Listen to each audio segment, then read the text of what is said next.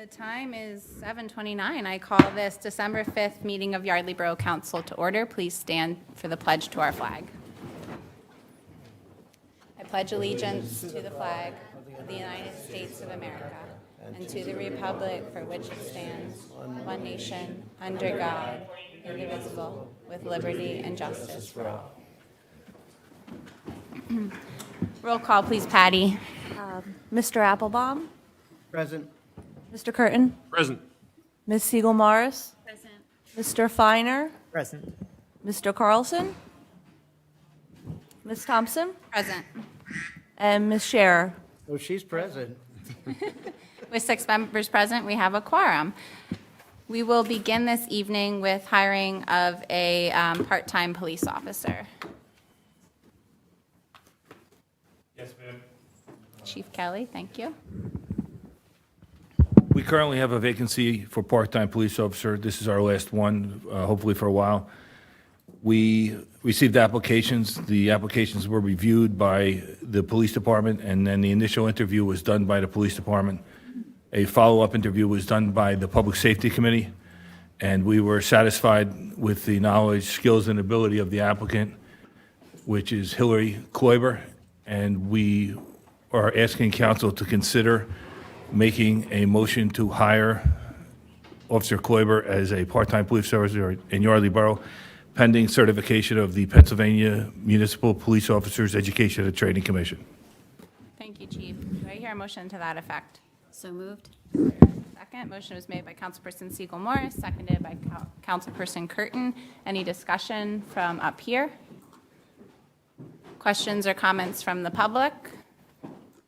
Hearing none, I'll call the question. All those in favor, please signify by saying aye. Aye. Any opposed? Abstentions? Motion carries unanimously, 6-0. Congratulations.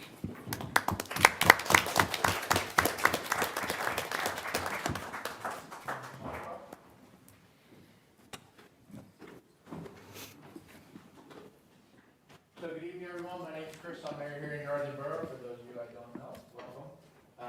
Before we swear you in, as we always say, we take your position here with Yardley Borough very seriously. I know your family's here. You know that you can trust in us, that we take this very seriously also. We know what you're about to dedicate to, so thank you for that from yourself, the Borough Council, and also the people of Yardley Borough. Okay? All right, you ready to get sworn in? Okay, so please raise your right hand and repeat after me. I do solemnly swear that I will support, obey, and defend the Constitution of the United States and the Constitution of this Commonwealth. I will uphold the laws and ordinances of the Borough of Yardley, and I will discharge the duties of a non-civil service police officer of the Borough of Yardley with fidelity and to the best of my judgment and ability. Congratulations, welcome to the Borough Police Department.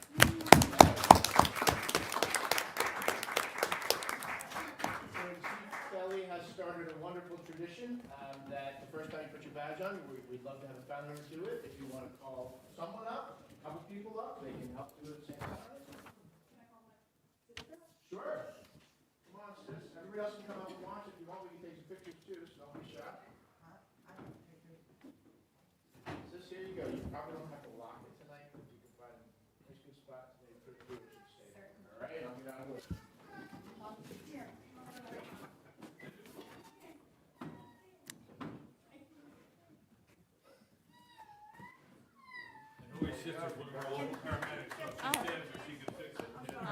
Awesome.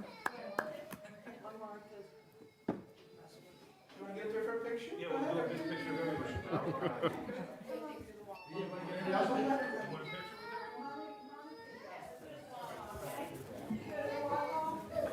Get on up there for a family picture. Oh, you got it?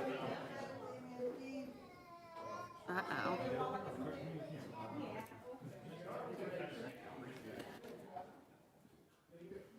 Maybe she looked at the agenda. Is there a code? Maybe she looked at the agenda. I don't know. Nothing to hide. All right, good. No worries, you be up there, I'll take it.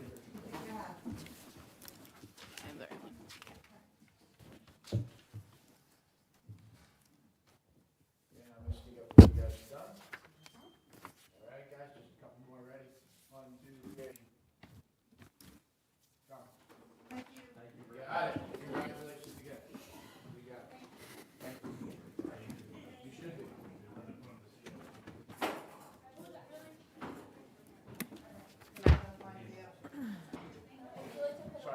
You're good. You want me to get one? You're going to have to help me, if you don't mind. And if you do mind, oh, We're getting pretty good at this. I know. Got it down. Quick costume change. he's going to stand. Sir?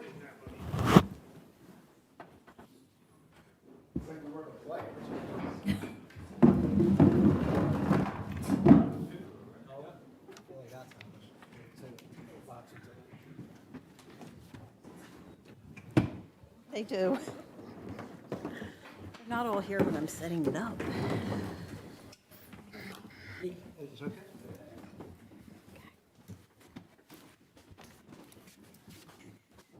I'm going to start by apologizing, Matt. You're going to absolutely hate what is about to happen.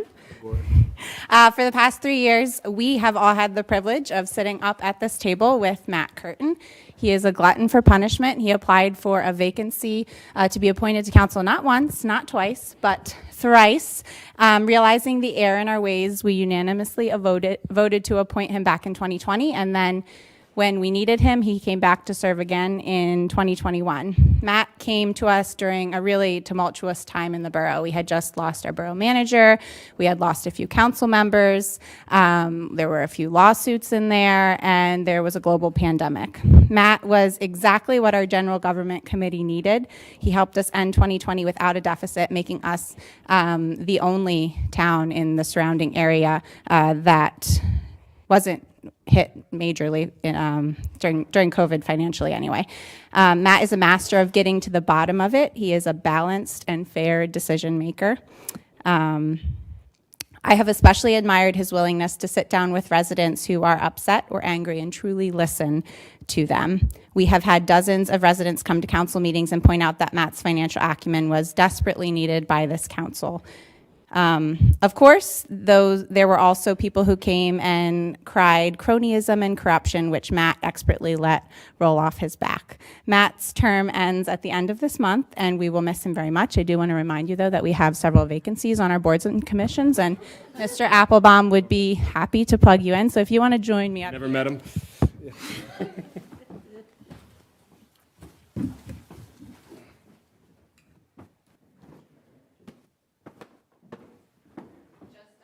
Small token of our thanks. We have a little plaque for you. This was Paula's comedic genius. Matt Curtin, the best council person never to win an election. All right.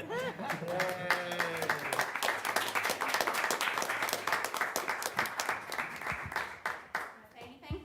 I just want to say thank you to all you guys. This has been an awesome experience, getting to know you guys, developing our friendships, and learning a ton. And we are very blessed, all of us, to live where we live. I also grew up here, so I really appreciate it. I know everyone else does here too, and it's what we make of it, right? So I appreciate the work you guys do and are committed to continuing to do. And I will be biggest fan from afar. So thank you guys.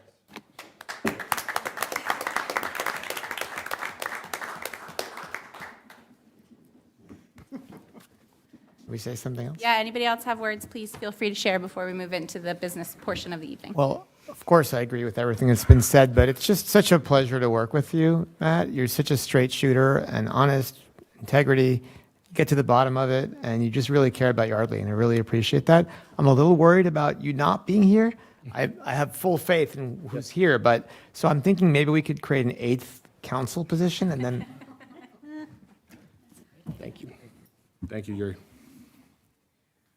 All right. Thank you so much, Matt. Moving on to other community announcements. This is the portion of the meeting where members of council, the mayor, the public can make us aware of any upcoming events, happenings around town, surrounding areas. Any community announcements this evening? Yes, I just want to remind everybody that Saturday, December the 16th, from 2 to 5 at the Yardley Community Center, Friends of Lake Afton will be having their 3rd annual All Things Yardley gift shop. And we had 14 tables full of things last year. We'll have more this year. So if you need any gifts for any time during the year, come on down and check it out. And otherwise, just come down and say hi to us. Thank you. Thank you. Councilperson Applebaum. Thank you, yes. First, I'd like to let you know that Experience Yardley is having their December 2nd Saturday, this Saturday, December 9th. The theme will be We Are Family. And participating restaurants and retailers will offer special deals and discounts to their patrons. Reminder that Yardley Farmers Market, the outdoor winter market, has begun. Winter markets are from 10 to noon, the first and third Saturdays through April. On December 14th, the YBA, Yardley Business Association, will be having their business card exchange. It's not going to be in Yardley, but nearby at Charland Farms. It's an opportunity for Yardley businesses and others that are interested in the events and activities that Yardley YBA does to become more familiar with them. More exciting things happening in Yardley will be the Gather Place is hosting a vintage Christmas music program this Saturday, December 9th at 2 p.m. Jenny Lee Stern, a Bucks County native and Broadway veteran, will provide a musical holiday stroll down memory lane. The audience will be transported to Grandmom's living room with the tunes of Bing Crosby, Judy Garland, and Rosemary Clooney. And it will be a great opportunity for those that attend to learn more about the historic AME Church where the Gather Place Museum is.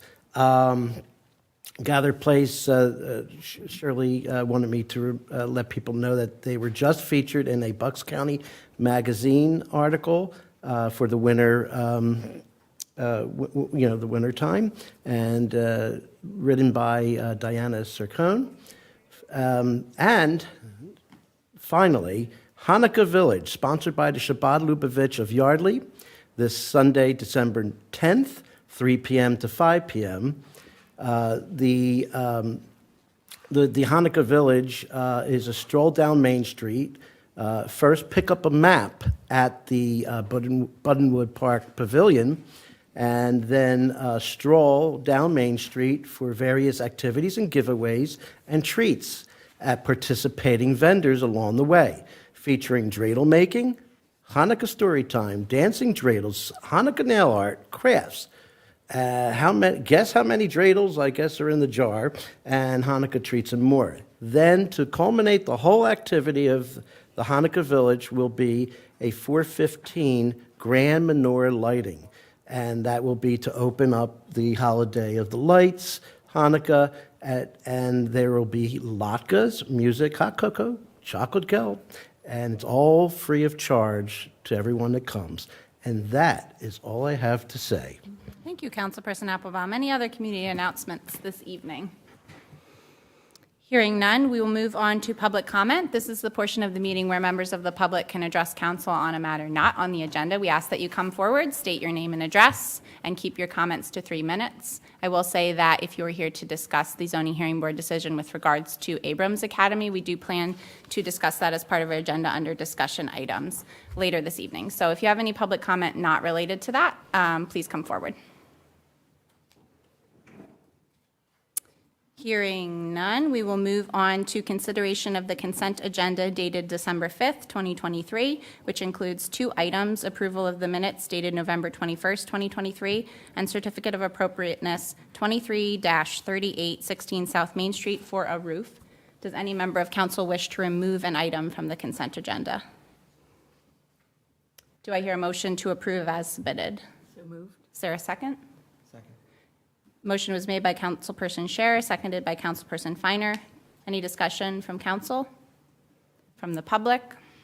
Hearing none, I will call the question. All those in favor, please signify by saying aye. Aye. Any opposed? Abstentions? Motion carries 6-0. Chief Kelly, do you have anything besides the hiring this evening? Great, thank you. Just a couple of quick items, ma'am. First one is to formally congratulate Sergeant Golden and Police Officer First Class Bailey on graduating the very difficult and prestigious Philadelphia Police Motor School over the last 2 months sequentially. The motorcycle made its debut, marked in the parade this Saturday, and I believe it was very well received. Second item is a thank you from every member of the police department and the auxiliary police for Matt Curtin's service over the last couple of years. You've been a mentor to us, a friend, and a leader. So thank you for everything you've done, and we look forward to seeing you around town in the future. Our door's always open if you ever need anything. Last is monthly service statistics for November 2023. The police department handled 596 calls for service, issued 1 parking ticket. We issued 44 moving traffic citations, investigated 4 motor vehicle accidents, and made 1 arrest. And that is my report, ma'am. Thank you. Moving on to the manager's report, please. Okay, our stats for November, another busy month in Yardley Borough. As you are aware, we had our public inspection of our budget, and that was November 13th to the 24th, and unfortunately, nobody came in to visit us and view the document. We had 17 zoning permits in November, 1 zoning hearing board hearing, 17 construction permits. We had 6 UNOs, 2 trash certifications, so real estate is starting to slow down a little bit. We haven't received our allocation for November from real estate transfer tax as of yet, but that should be coming in the next day or so. The first quarter trash statements for 2024 have been processed, and they should be mailed within the next week or so. We had 3 right-to-knows this month. 1 was for building permits, 1 was to view building permits at a property file, and another 1 was for a zoning hearing board app. We spent no money on this topic at all.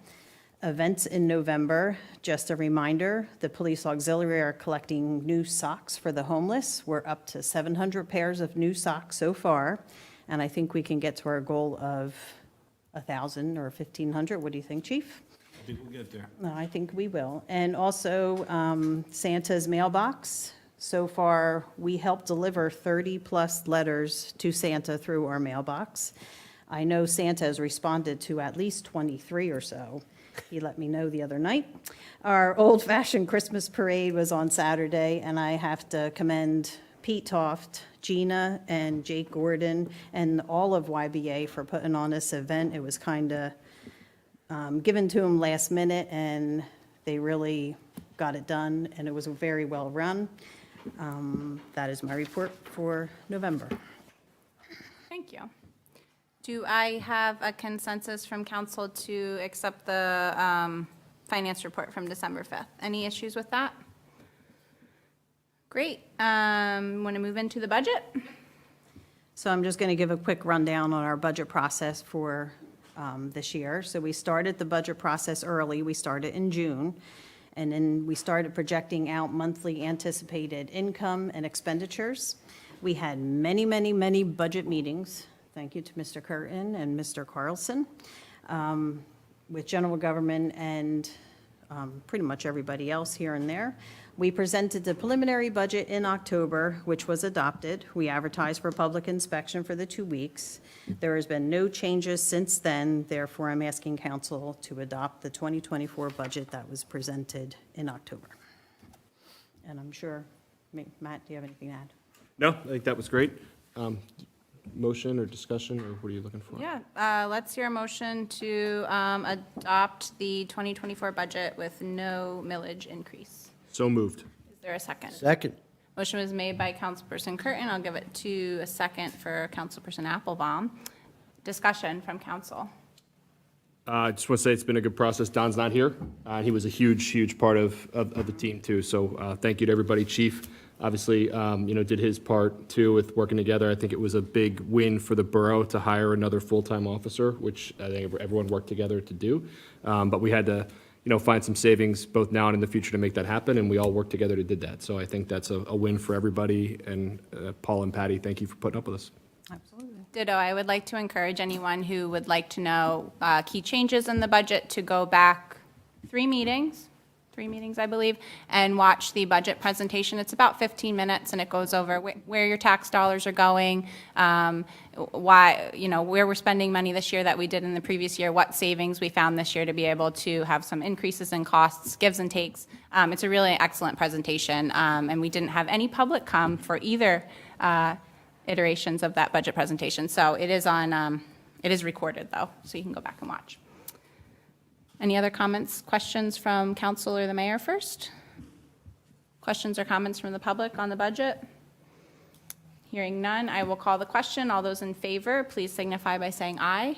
Aye. Any opposed? Abstentions? Motion carries unanimously, 6-0. And to go with that, the Resolution 23-12, the 2024 tax resolution. And that is the tax resolution that we have to adopt every year. As we said, there is no increase in taxes, but we did reallocate a little bit. We took .23 mils from the rec fund, and we put that into general fund to give us a little more income in our general fund, which is our biggest fund that we use for our day-to-day expenses. So that's our only little bit of a change. So the resolution is 23-12 for the 2024 tax resolution. And I'll just say on that, before we move on that I think to remind everybody and the public, the rec fund is well-funded and is actually self-funding with what we charge for the Main Street Mile and, the 5K.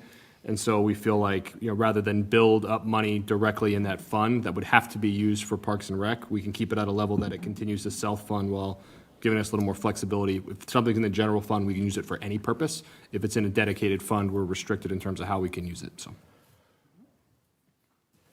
Do I hear a motion to adopt Resolution 23-12? So moved. Is there a second? Second. Motion is made by Councilperson Curtin, seconded by Councilperson Scherer. Further discussion from the public? All those in favor, please signify by saying aye. Aye. Any opposed? Abstentions? Motion carries 6-0. We have a budget. Congratulations, everyone. Good job. Anything else, Manager Johnson? No, ma'am. Thank you so much. Engineers report. No report tonight. Thank you. Solicitors report, please. No report this evening. Moving along, Mayor's report. Yes, just two things real quick. First of all, obviously want to thank Matt for his service, and he will be greatly missed, so thank you for your time. Chris. Secondly, wanted to thank everyone who came out to the Christmas parade and also who donated non-perishable goods, which are on their way up to the VFW to go to local veterans in need. So we've got one more year of that coming up, and then we'll be all set. So thank you. Thank you. Moving on to council member reports, starting with Councilperson Segal-Morris. Yes, EY had their board meeting yesterday evening, and they wanted to let people know that there are still Halloween shirts available at the Commonplace Reader. Also, they were just awarded a $5,000 grant from the PA Cultural Alliance to work with other local historical and cultural organizations to promote Visit Yardley. So that's a bit of good news. And I do have a question. Are we having a menorah lighting on the 7th here at Borough Hall? That's what I saw. A menorah lane at Borough Hall? Yeah, because doesn't Hanukkah start on the 7th? Well, Because I saw that on a calendar, like a, So too. I'm sorry that I'm not familiar with that plan. I'm only familiar with the plan of the Hanukkah Village. I apologize. yeah, because I just, Are we doing that, Paula? I thought we were, but we'll be talking to the rabbi tomorrow. Yeah, we have a meeting with the rabbi at 2 o'clock tomorrow. We'll get confirmation for you. I just wondered. Thanks for checking. Anything else? Councilperson Feiner? I have items for Public Works, which will happen later on the agenda, as well as I attended the zoning hearing board meeting, which that's also coming. I will just say that the 3 grant applications for the North Main sidewalk, the drainage projects we talked about at the previous meeting, and the Gathered Place Museum are all in. So I think it's good. We've got multiple grants going out for North Main Street sidewalk Phase 3, and it's good that we're casting a wide net. Hopefully we'll pull some external money in to do some of these projects. Thanks. Thank you. Councilperson Curtin? No report. Councilperson Carlson is not here. I will say that Councilperson Carlson and I attended the Planning Commission meeting a few weeks ago. We're coming up on 2024, which is when we need to redo our comprehensive plan. So we had a lengthy discussion with them about how we're going to pay for it, what we want that to look like. Contracting with a private firm runs anywhere from $40,000 to $60,000. So we all agreed that that was not in the budget and not really necessary, since a lot of what was in the last plan is still very much needed. So there are a couple options: writing in-house, applying for grants to pay for it, or the county planning commission actually contracts to write comprehensive plans, and that's closer to $10,000 to $15,000. So Paula has been working to gather examples of comprehensive plans from other municipalities that are similar to Yardley Borough, so we can kind of find our A-plus example and go from there. So that's moving along nicely. Councilperson Applebaum. Thank you. First of all, just wanted to call out or shout out to the folks that have been sponsoring walking the Yardley Mile, I guess Paula and the chief and others. I think that's been a wonderful addition to our Facebook page and to help, kind of promote the idea that we're a walkable town and there's lots to do no matter what day of the week is. I just wanted to commend you on that. Thank you. Secondly, just wanted to remind people about our tag or the graffiti ordinance that was passed, and to remind people, if you do see graffiti, that you can call it in. Unfortunately, and I wanted to just ask, will we be able, is it on the website or will it be on the website soon? The phone number or the hotline? But I could put it on there. Yes, because I don't have it, unfortunately, to give tonight, but if we could, I can help you get that phone number. We could put the hotline there. So if anyone in the community sees anything in public areas, commercial areas, borough property, it's important to call it in because we have contributed a $1,500 from a sponsor to pay for our membership in a 9 municipality consortium that goes around and mediates graffiti. And I'm happy to say, and proud to say that we're starting to see that's effect because graffiti is being removed as we speak. So I just wanted to bring that up. As you may have heard earlier, that we are in need of volunteers for certain boards and commissions. Those that I have listed, and correct me if I've missed something, Paula, but I have the EAC, or the Environmental Advisory Commission. I have Parks and Recreation Board, Sewer Authority, and the Human Relations Commission. I believe the Vacancy Board is okay. So you can, if you are interested in giving your time and doing, and by doing so, you're doing something great for your community. No, it doesn't pay. It pays little. It pays nothing, but that's okay because it's getting involved and having a direct effect on Yardley Borough. So again, just to repeat, it's the Environmental Advisory Commission, Parks and Recreation Board, Sewer Authority, Human Relations Commission, and the Vacancy Board. Information can be found on the Yardley Borough website where you can call, and I believe that it can be forwarded by email. Is that correct? Okay, and I know we've already spoke about it several times, but again, because I'm a liaison with YBA, I just wanted to mention publicly how, what a great job they did. I had been to their last meeting, finishing the last touches on it, and to see it come together that quickly and so well was really pleasing and exciting. And I don't know if everyone would agree, but I felt just from anecdotally that it was much better attended than some of our past parades. So kudos to the YBA. And finally, the Harvest Day Committee was handing out our T-shirts for an event that didn't take place. So about 200 people got free T-shirts at the parade, and it's my plan to hand out more T-shirts at the Hanukkah Village. What a great Hanukkah gift, right? Anyway, so that's my plan. I'll be there with T-shirts for anyone who wants double XL. We have all sizes as long as you're a double XL. And that is my report. Thank you, Councilperson Applebaum. And finally, Councilperson Scherer, please. No report. Okay, moving on to discussion items. So this evening, we are going to be using this time to talk about the zoning hearing board decision last month, at the end of last month, regarding the Abrams Academy. And I'm not sure how to get this going, but I just have, for the folks who live on Van Horn who are emailing with me, I sent these questions by email earlier today. Can we get this rolling? Thank you. So we're just going to move through the questions, get some responses to those. I also have the plans that I'll put up here that we can look at, where the water was going, where the water will be going, allegedly.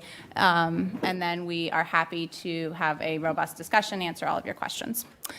Okay, so what was the process for this application from the time it was received by Yardley Borough? So once we received the application from Abrams Academy, it was handled by the zoning officer for Yardley Borough with Barry Isett, as well as Pat Foley with RVE, and they were the ones to determine which ordinances were coming into play here. Anything else you want to add on that one, Andrew? Yeah, so any application goes through the standard process. Basically, the review is to determine which Yardley Borough ordinances are implicated and whether any relief is needed. This particular one, like any other application, is reviewed by RVE and Barry Isett. There's a determination about whether or not it needs to go through the land development process, the stormwater management process, and the zoning process. This particular application, it did not fall within the definition of land development, which is specifically defined under the ordinance. It was determined that it needed to go through the stormwater management review process, and also that there was some zoning relief that was needed. So once zoning relief is needed, it has to go to the zoning hearing board, which acts as a quasi-judicial board to basically grant any relief, whether it be a special exception, a variance, or a conditional use. This particular project needed 2 variances, so it went before the zoning hearing board, and again, they made that decision independently. So that was the process. Thank you. And so this is our standard process. Planning was not involved because, as Andrew said, this was not considered under our ordinances to be land development. It was, however, it did have some stormwater implications. Who was notified? So, yes. Yep. Who, in addition to RVE, who additionally was involved in that triaging process? The zoning officer for Yardley Borough. We contract that out to Barry Isett Associates. So who was notified? So our ordinances dictate who gets a letter in the mail. It was about 16 people, I believe. I saw the list today. Is that right? Sounds right. So you have to be within 200 feet of the property line. And so some folks on Van Horn along Silver Creek were asking why they did not receive notice, and it was probably because of your distance from the property. All right, any questions from the public before we move on to zoning hearing board slide? That way, got it. Yes. Is there any precedent for proactive notification given prior issues as it relates to the subject matter of where, in this case, the water was going to go, or is that decision being made?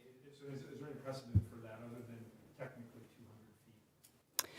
So typically, council is not made, the zoning officer works independently.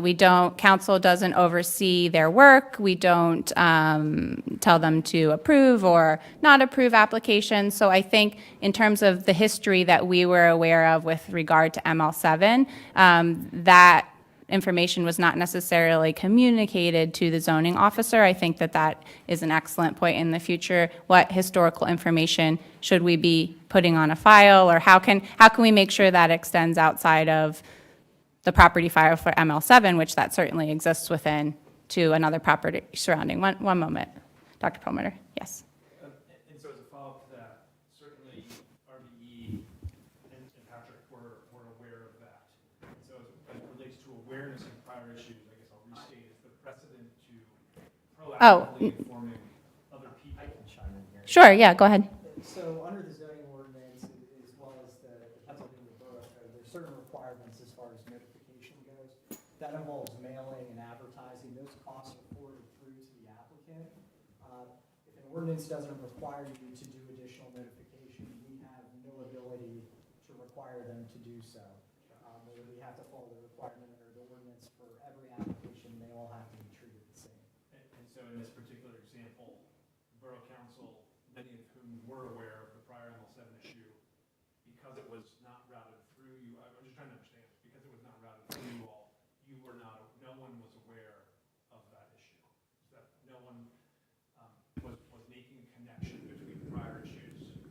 I can't speak for everyone up here. I will say that there was no formal notification process beyond one of us forwarding it to the residents on Van Horn and saying, hey, are you aware of this? We think this might impact you.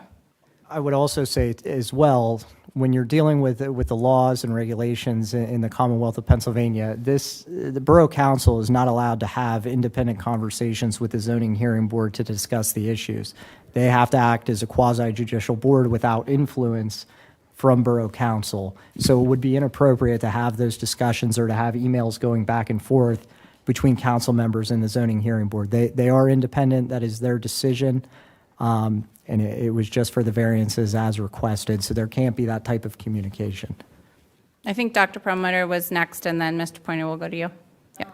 I think, well, I'm sure that the zoning officer made a mistake because she was going from the one address, 31 West College, when the property, one of the three properties involved in this was 19 West College, which absolutely would have included notification for people on Van Horn.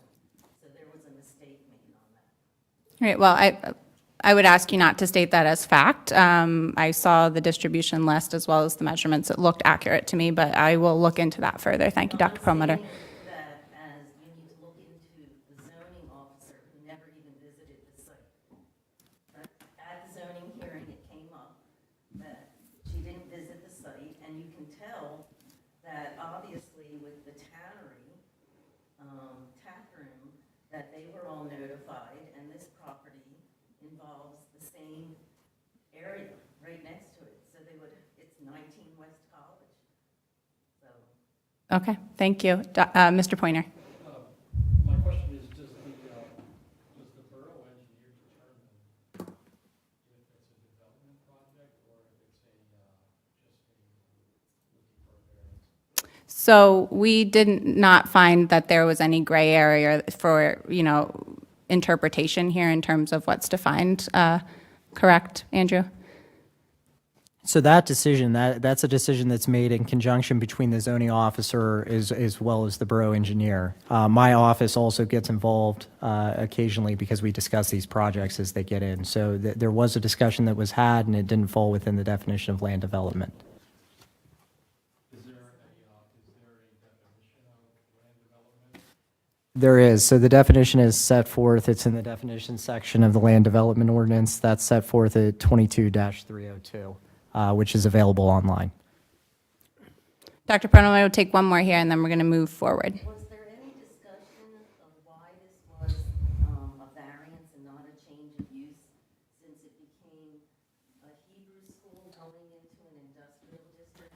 So that was the subject of the zoning hearing board hearing. It was determined that a use variance was necessary to have a private school use within the industrial district. And that was the jurisdiction of the zoning hearing board during the hearing to make that determination as to whether or not a hardship existed to justify that change. But isn't a change of use, doesn't that have to go through the planning commission also? No. So there's two different types of variances that are allowed.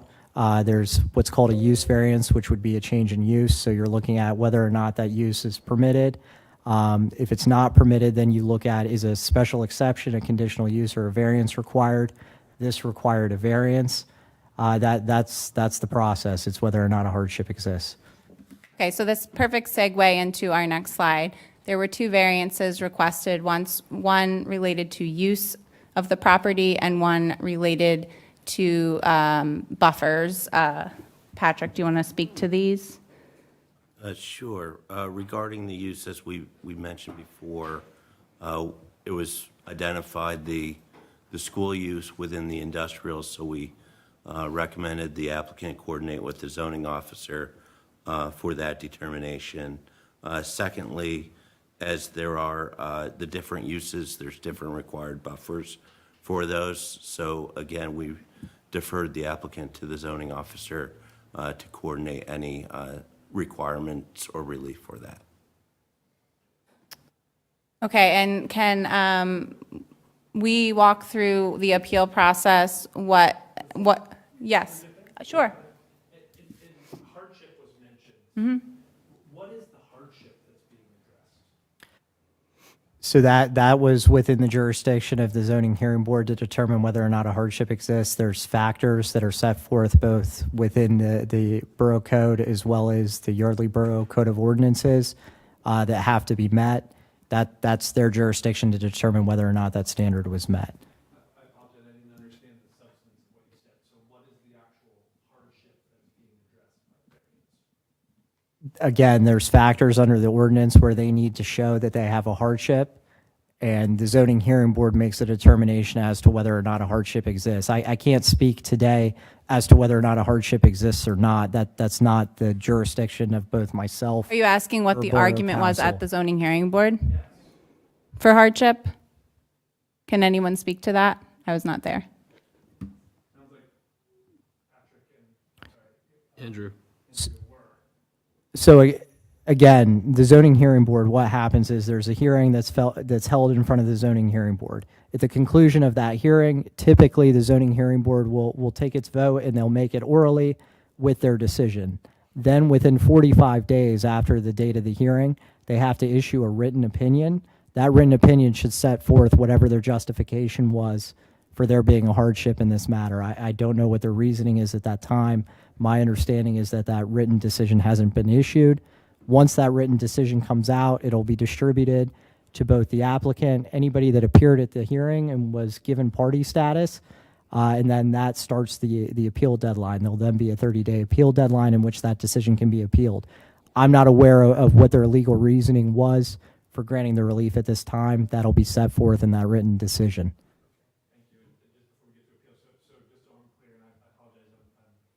So no one here is aware of what the actual substantive rationale for the hardship is. Is that accurate? We have not received the decision, and it is our understanding it has not been written yet. Dr. Perlmutter. I did ask that question at the hearing, and it was never answered, and it was never addressed by the zoning hearing board. So they will have to justify that decision in the written decision that's issued. That becomes the document that's subject to appeal and that is held up in front of the court and subject to appeal about whether or not that reasoning was sufficient. Okay, so we touched on this a little bit. They have 45 days to issue their written decision, Correct. and then 30 days to appeal. So council can appeal, and anyone who has party status can appeal. Is that correct? That's correct. So under the Borough Code, Borough Council has the ability to intervene and appeal by right if it so decides that it wants to take that route. And anybody that was granted party status at the time of the hearing would have standing to appeal that decision and should receive a copy of that decision in the mail. And Andrew, what if someone was not granted party status, but feels they should have been? You could appeal the decision that was made at the time of the hearing, that you did not have party status. There's also procedures for intervening in the appeal at the Court of Common Pleas. It's a pretty high standard. You have to show that you're affected by the application beyond a member of the general public. So it would be, that reasoning would be subject to challenge. Yeah, no, and that's helpful. I just want to make sure that, if we have a discrepancy around who should have been notified, but therefore maybe is not included as a party, is their timeline different than what we outlined with 45 days and then 30 days to appeal? No, I would think that the decisions, it's going to be based on the same timeline. All the timelines run from the date that the written decision is issued, and that written decision should go into, what decisions were made on the record. Thank you. So if you're reading between the lines here, council cannot make a decision tonight whether or not to appeal. The folks with party status cannot make a decision tonight whether or not to appeal. We cannot do that until we have a written decision to review. And let's talk a little bit about what an appeal could accomplish if successful. So council or the parties would specifically be appealing the decision on the two variances and nothing else with the application, correct? That's correct. So the challenge would be to the legal reasoning behind the zoning hearing board's justification for granting the variances. So essentially the argument would be under the factors that a hardship did not exist to justify whatever relief was granted. The facts would be set forth in that written decision. Any evidence or exhibits that were admitted should be set forth in that decision. What happens is once there's an appeal, the record is certified to the Court of Common Pleas. So you would have a transcript of the hearing, any exhibits that were admitted during the hearing, the application that was admitted during the hearing is all given to the Court of Common Pleas. There's then a Rule 27 conference that is held by the court. It's essentially just a meeting between the applicant and anyone that appealed with the court and the judge.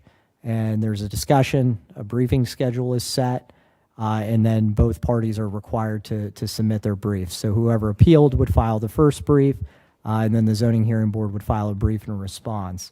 Once that occurs, then oral argument is scheduled, where the parties would appear before whoever the assigned judge is.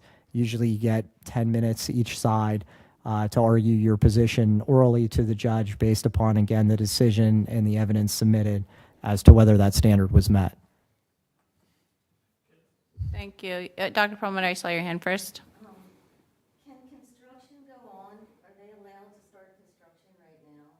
Because there's been a groundbreaking ceremony and a large clearing of an area.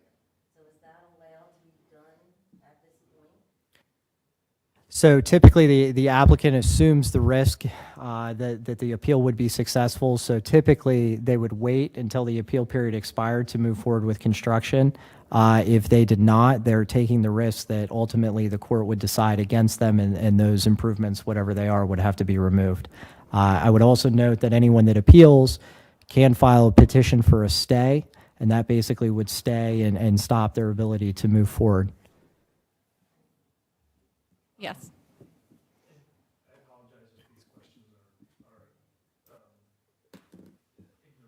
No, I think it's important that we get to the bottom of everything, so we're all on the same page, so please feel free. So in addition to benefit, just to understand the grounds for appeal, is there not also some sort of community benefit threshold that also needs to be established in addition to the, what it's called, hardship? Is that part of the? Yeah, so one of the hardship factors is, in fact, that the relief that's being requested, whether or not it's in conformity with the surrounding neighborhood and whether or not it has a detrimental effect on the neighborhood and the health, safety, and welfare of the public.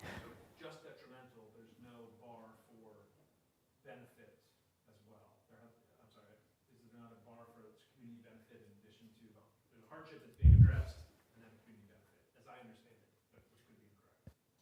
So again, it's based on the factors. I don't have the factors sitting here in front of me, but my understanding of them is that the last factor, I believe there's 8, is whether or not there's a detriment to the public.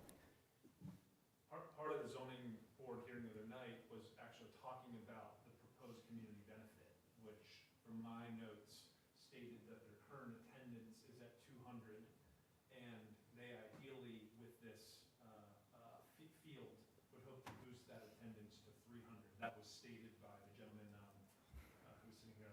Mr. Glassman. Mr. Glassman. So I'm just trying to understand again in the sense of the potential hardship and sort of community benefit. The stated benefit that I heard that I understand to be part of it is a private school attendance addition of 100 students, of which somewhere between 10% would be Yardley residents. Does that sound right? So again, this Borough Council has no ability to assess the evidence at this time that was presented to the Zoning Hearing Board. That is exclusively within their jurisdiction. I'm not aware of the testimony on each side, what the arguments were. I can't speak to that at this time. Can I just add something? Having been there, what I recall, and just to remember, the conversation, what he said is that they had 300, and they had, over the past number of years, had dropped down, and they were, I think, attributing the lack of outdoor facilities to the decline, and they were hoping that they would kind of reverse that trend. That's what I got from it, that, as just sitting there. But again, I'm always just sitting there also, just like you, so. Right, so again, that written decision will include whatever facts or evidence they believe justifies their decision. That's a decision that's written by the solicitor for the Zoning Hearing Board based upon what occurred at the hearing. Okay, so I do want to, oh, I'm so sorry, I didn't see your hand. I just want some clarification on what, I know the two variances that were requested are the use of the property and buffers. So how do you define the buffer? Yeah, I can can pull up the exact language.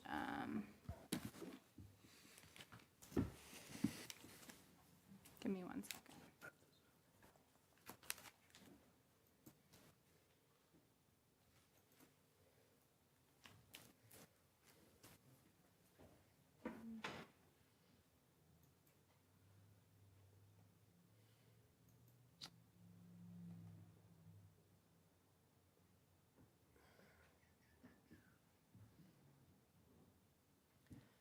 Pat, if you're looking it up, it's like a Class B buffer under Part 7.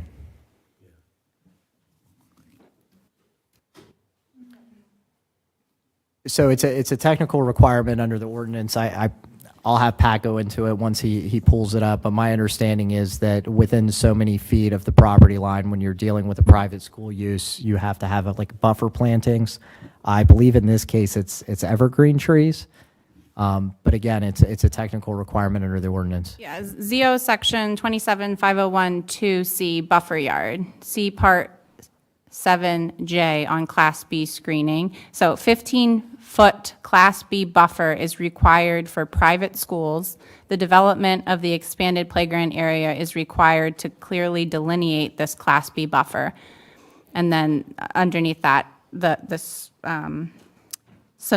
permit submission says the school recognizes that the expanded recreational area will be onto the neighboring industrial property and is accepting the issue that a 15-foot buffer will not be provided on the school's property. The encroachment onto the adjoining property is approximately 50 feet in width and will consist of landscaping, decorative walls, and play areas that blend into the existing and proposed vegetation. The industrial property also maintains an additional 50 foot of landscaping area between the proposed lease line and any structures. Does that answer your question? I'm sorry, ladies, more questions for me. So what does that mean? And what was the other one? There was one which was the use of property. I apologize. Yep. So let me answer your second part first. So the first one was ZO Section 27-412, uses permitted by right. Industrial zoning district does not permit a private school use by right. As stated in the ordinance section, the industrial district does not permit the expansion of the private school recreation area onto the adjoining parcel. The applicant is requesting a variance from the section of the ordinance to expand the recreation area to enhance the school's educational offerings. Both property owners agree that the recreation expansion will not pose a detrimental impact to the subject properties or the surrounding area. And what does the buffer mean? So, and I'm just talking about this generally. Generally, under the zoning ordinance as well as land development ordinances, when you have an industrial use that abuts a residential use or a commercial use that abuts a residential use, the ordinance is going to require some type of planting to act as screening between the two uses. It sounds like under this ordinance, there's some kind of evergreen planting that's required basically to act as a barrier between the two uses. Based upon what the applicant is saying in their application, they're saying, look, we have our current property. We're only encroaching a little bit into the industrial district by way of an easement. And that industrial property, its boundary line already has a screening or planting abutting the neighboring property. So their argument is that they don't need to provide a screening because the screening already exists, essentially, is what it sounds like. Thank you, Mr. Pointer.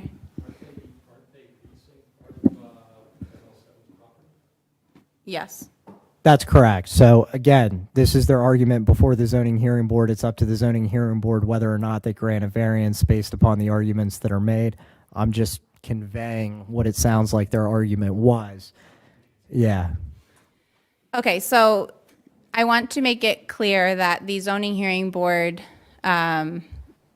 meeting that happened was not about runoffs. It was about those two things that we just mentioned, buffer and the use of the property. So we do understand, though, that the members of the public who are here that live on Van Horn are concerned about runoff with regard to this project. So I do want to spend a little bit of time talking about the runoff report or hydro report and looking at the pre-project and post-project runoff comparisons, and then just taking a quick look at the plans so that the public is aware of what those look like. Patrick, can I kick this over to you?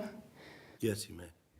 So, when we first were, brought this project, we had identified that they need to address our zoning code, our stormwater management code, and the applicants made 4 submissions to date. We're still coordinating some final comments for it, but the numbers that are projected on your screen right now are pertaining to the rate of runoff for the development. For the project, what's required is that for the proposed 2-year storm event, the rate of runoff needs to be brought down to the 1-year pre-development storm event.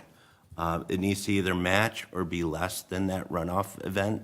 And then for the following storms, the 5-year storm event, the 10-year storm event, 25-year storm event, 50-year, and 100-year, the post-development runoff rates need to match or be less than the pre-development runoff rates.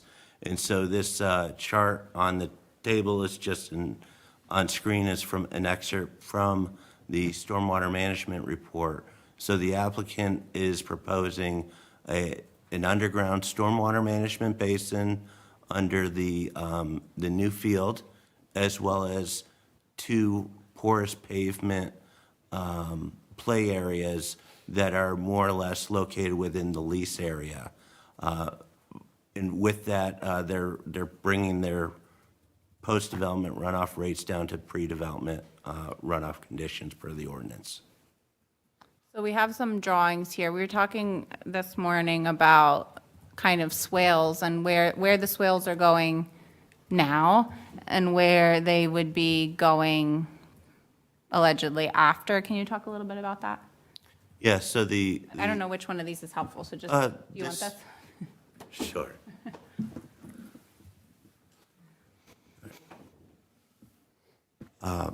What we have shown on this plan is the existing conditions of the development, which is located on the lower portion of, I can't even show it there. Doesn't work on the screen, Yeah, only on the wall. on the lower area. And then we have majority of the ML7 up in this area. And then over,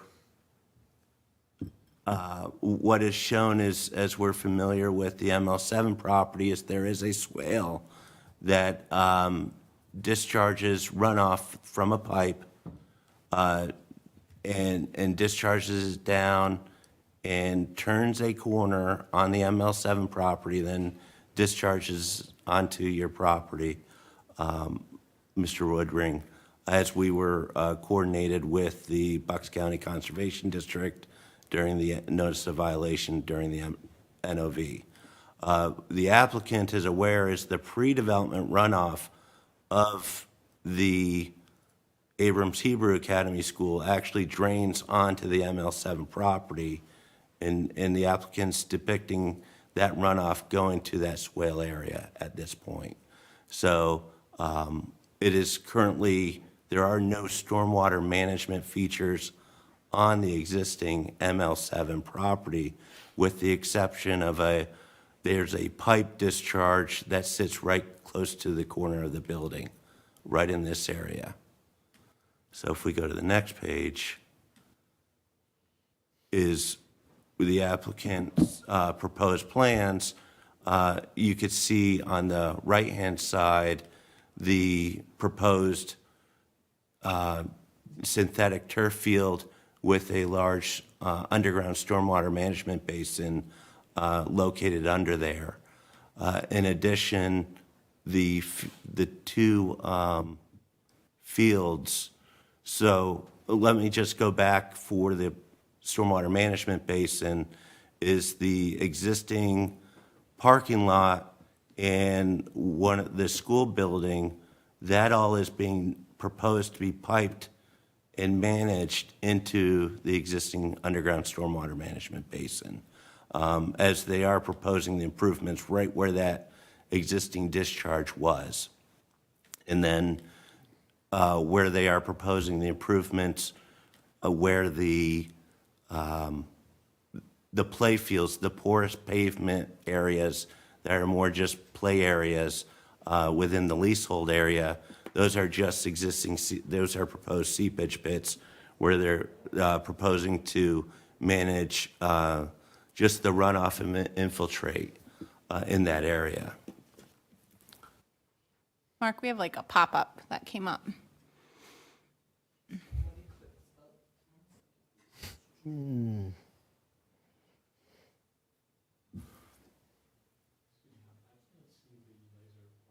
Yeah, it doesn't. It doesn't work on that. On the Yeah, screen. you're not Oh, alone. So he's using it off the screen. Yeah. So this is from the development plans. This is their erosion sediment control plan, and the orange line is their limited disturbance. It is on 2 sheets, as what they're proposing to do is just to, instead of concentrating the flow and discharging it right directly to the ML7 property, the applicant is proposing a new storm sewer pipe along the within the ML7 property and discharging it at the swale. Currently, all that runoff comes down the hill into the paved surfaces behind the building. Hey, Patrick, can I ask a question? Yes. What is the dark, on the left side of the 2 diagrams that are up, what is the dark, extremely dark part? What is that? That's the underground stormwater management. That's what I was trying to understand. Okay, so that is, and where, that is today, what is there today? Just a grass field. That's a grass field. back So where's the building? I'm just trying to orient The myself. building, yeah, The ML7 building right on, the ML7 building's above, is there, and where is the Hebrew school, the old Yardley school? Okay, right got it. there, and below the base, below that new basin we pointed. And where would the field be? Right where that basin is. Right on top, okay. And what is the dimension of that area? I don't have the dimensions off. Okay, that's helpful. I needed to orient. It's not a high school track length, really. Okay. Is what I understand. It's a play area for the, No, I just wanted to get a sense of scale, that's all. yeah. So, just to maybe summarize it, is the applicant has been responding to our reviews, and they're trying to coordinate. One of our elements was coordinating with the zoning variances, and, they're just revising the plans at this point so we could re-review those from a stormwater management standpoint. Pat, can I ask a question for a second? Yes. Go ahead. Okay, well, just because the crux of this issue is about the runoff, and everyone who's here, I understand the issue and I acknowledge that it is a problem to have water running on your property. When I look at the stormwater Chart. You want to go back? chart, the chart that you had there, and I mean, we've all seen it, right? But I'm just trying to wrap my head around it. So like 50-year goes from 12.2 to 6.4. A lot of these are half, except for 100-year goes from 14-something to 13-something, but that's still better than it was. So this is the amount of runoff that goes through the system in what time period does that cover? I just want to understand what I'm looking at better. Those are peak rates of runoff. Okay. So, I have a copy of the. Okay, so it's a snapshot until like right now, Yeah, how much that's runoff is That's the coming. highest part of the 24-hour storm event. It's the fastest the water's running off for that particular storm event. Okay. So, and the idea that this is less is because of these design features that you just Correct. pointed out to, that they've essentially reduced, not saying there isn't an issue there, just that it looks like this reduces. It does. Is this, as far as you can see from this report, because your firm didn't do this report, but is this something that looks correct to you? Is there anything that might stand out as, wait, I wouldn't have? No, at this point, we've, our comments there, they've addressed the volume, the groundwater recharge, in the rate requirements within the code. So, from that standpoint, they're meeting the code. And who did do this report? It was Cornerstone, was the engineer. And is that a firm that we've worked with before that you know from RVE, or I'm not familiar with? Yeah, I'm familiar. They have done, engineering projects around the area. So it's kind of looking like, we're talking about variances, but really the issue is the runoff, but the runoff would improve as far as we can tell. Correct. It's kind of just the, When you say the runoff will improve, are we saying that there will be less damage moving forward? I would say is that currently, without the stormwater management, it's uncontrolled. Okay. They are holding the water back and they're releasing it at a smaller rate. And so it's assisting with not further exacerbating Okay. the uncontrolled condition. Fair. We're not going to take erosion backwards, but, Right. Right, no, but Right. understood. hand over here. Yes? I live on Janet's Lane. I live in the property. And I'm surprised that any variance could be granted given what failure the last project was and all the modifications that had to be made, and that the fact that the water is still coming down at a very fast rate. So it's now on the other side of my property, on the Woodman's property, and it's coming down over the rocks. But if you're allowing, and again, I know that this is not a decision that you folks made, that this was the zoning board, but you certainly were intimately involved with all of us through so many different meetings. Like, how can you really believe that what they're saying, this independent firm is saying can work when the first time, when another very reputable firm got it wrong the last time, and also with the ability of the variance to move the playground area or the field closer to ML7 property. ML7, this property can't even handle their water. Their water runoff has become our problem to deal with, and we continue to have erosion and continue to see the roots of the trees near the riverbank coming up. The trees are starting to bend over, so you can see that our concern is, it all looks good on paper until it's put into place, and then you have to fix it, and the fix is not necessarily good for the township. Yeah. Now, the property is only 2.49 acres. I mean, it's a small piece of land, and while a field is an impervious surface, and they're going to have a drainage underneath it, it does include but it's not listed in the report, it does include a concrete walkway, so that's taking up more, that's not impervious, that's solid, so that's just, And I, I mean, you must have all, at least the people that were intimately involved, and I see, who is, and you all were, I saw Matt, you, Karen, Patrick,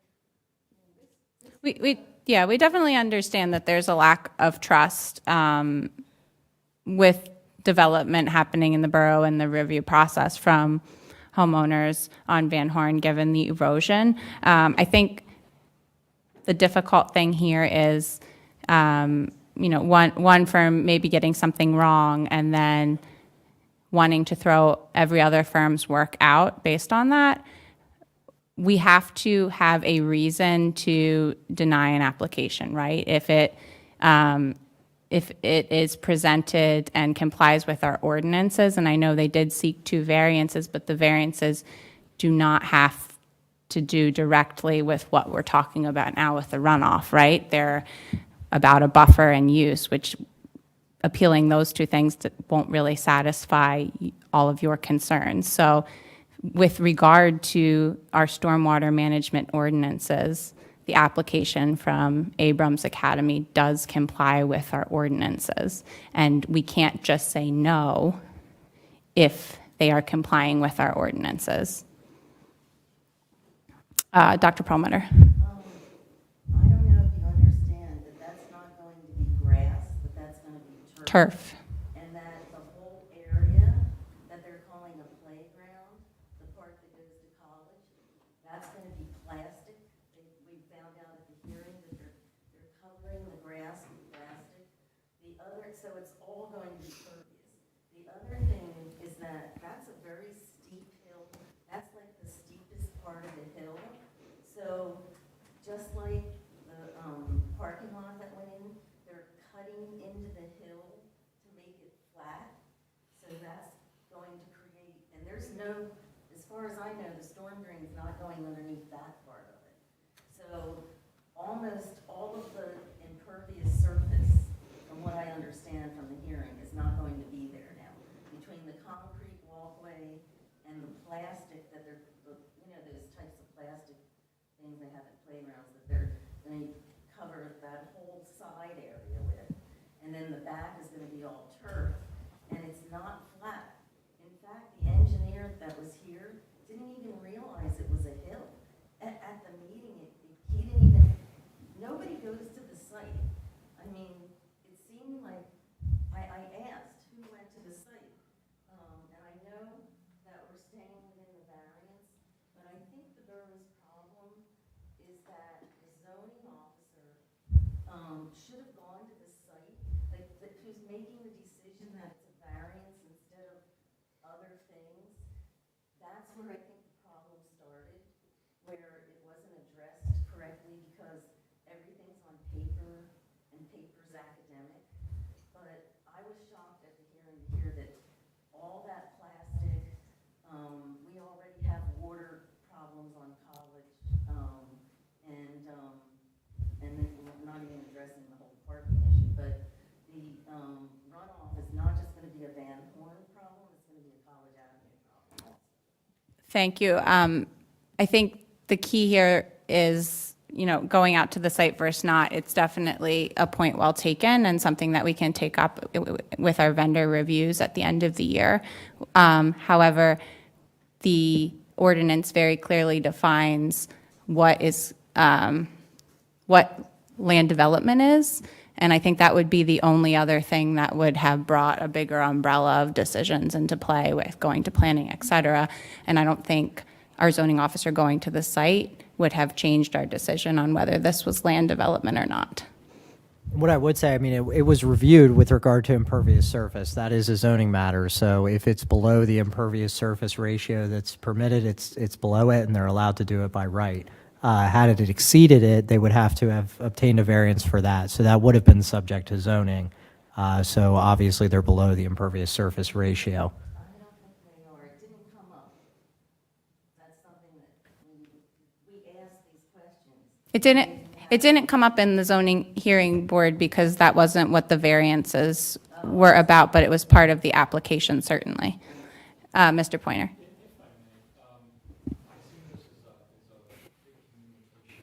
Mm-hmm. It's a major issue in our borough right now, because what I'm hearing is the zoning board is only looking at the variances, they're not worried about whatever else happened. And that's the problem, see? Because there were changes to that land. The parking lots were expanded, and this is when everything started to happen, because for years, it just took the water and it did what it did. There's a natural spillway that was actually routed to.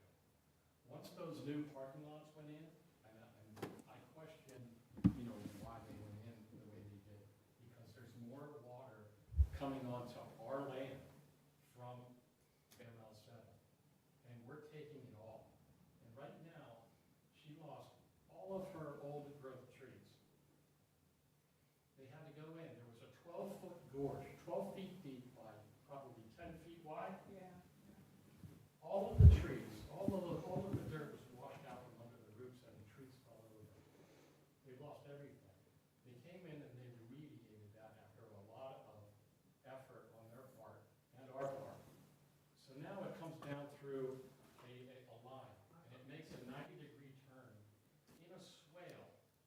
natural earth swale that is supposed to lead all the way down to the spillway, which is 3 or 4 properties from the Salinas.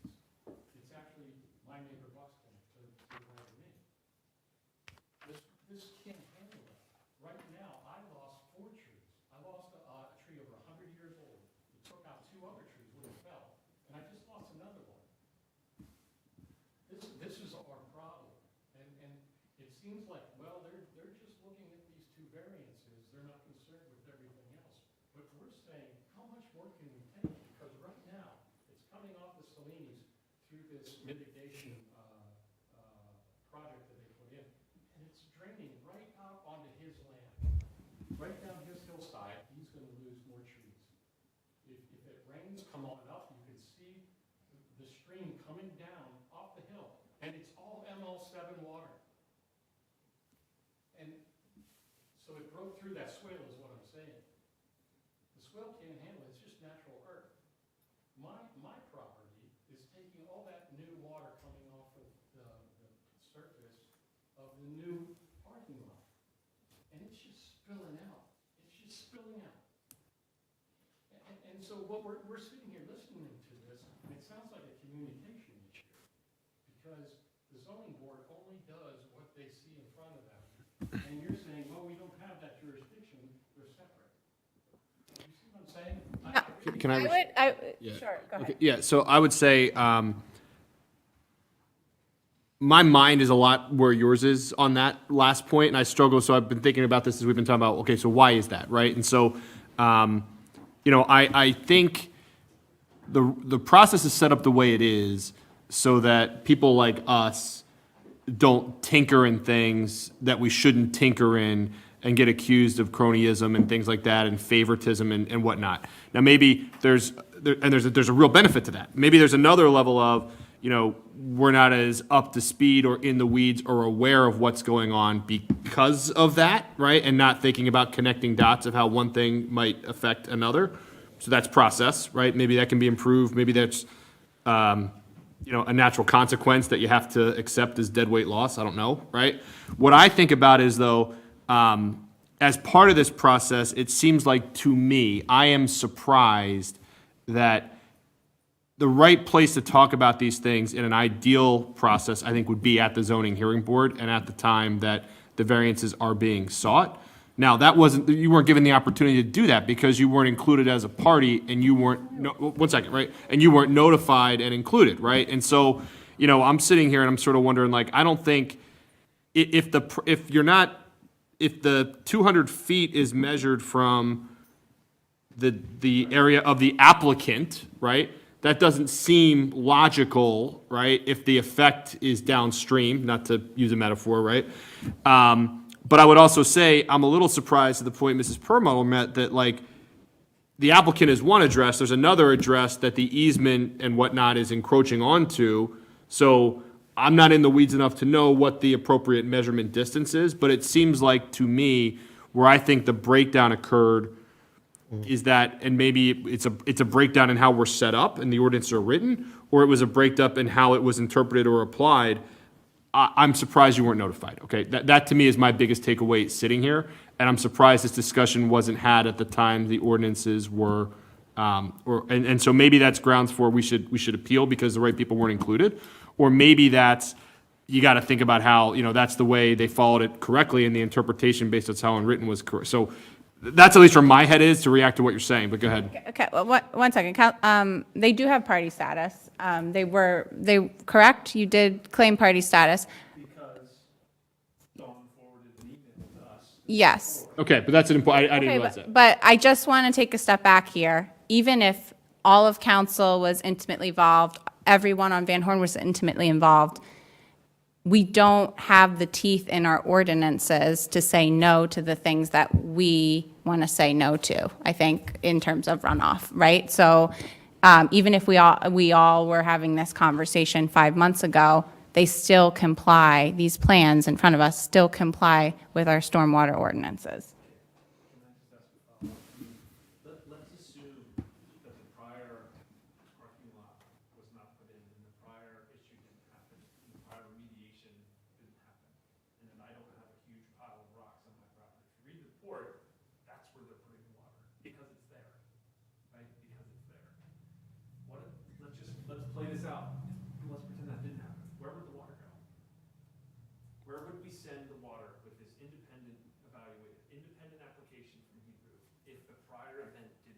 I don't think we know, John, because the report was based on the status quo today. Yeah, I don't think we know. Right. Look at this and you say, okay, well, the baseline, right? Yep. The baseline is this, and the after is this. Okay, well, what's the baseline based on? It's based on the fact that we have a bunch of water coming from the prior remediation issue. So we're basing a baseline of a report that we're then saying we're gonna reduce it on, theoretically, Yep. by the same engineering firm that did the first one. And that's based on a remediate, like, come on. Like, the logic is flawed here, guys. I think everybody knows it. Like, we need more time. Like, what if the rocks didn't exist? What if it wasn't there? Where would it go? Well, we have more time because we can't vote on anything tonight, remember. We have absolutely no ability to appeal anything tonight. We don't have a written decision, so.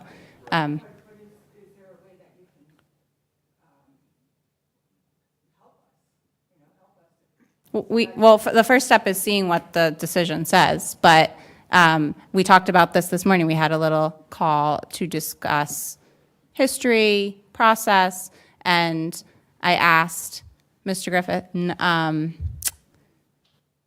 so this appeal is not going to accomplish what the residents want in terms of stopping the project. It's only with regard to these two variances. Is there any way that we can change or address the runoff in a different way? And I don't know that we can under our current ordinances.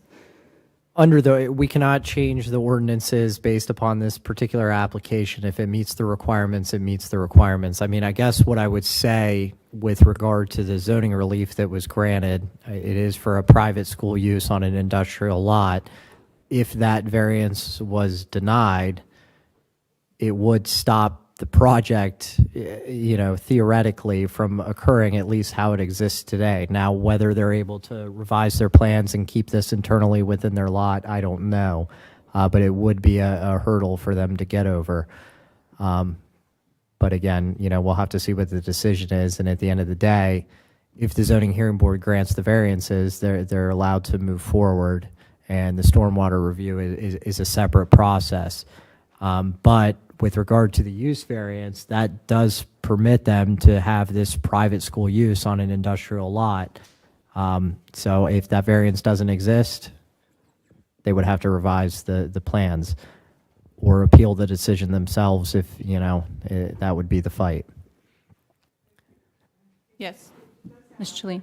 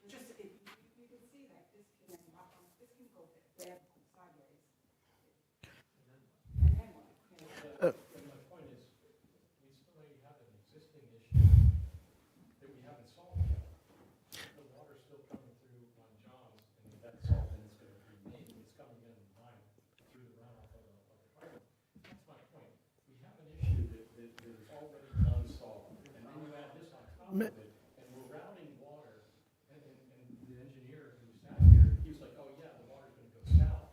That's what he said. He did. I said, do you understand, we're south. It's gonna go right into the same pipe. It's gonna be coming down, putting more water into this already eroded hillside. So my point is, how do we work together to fix the existing problem? And then, this wouldn't be an issue at all. May I ask?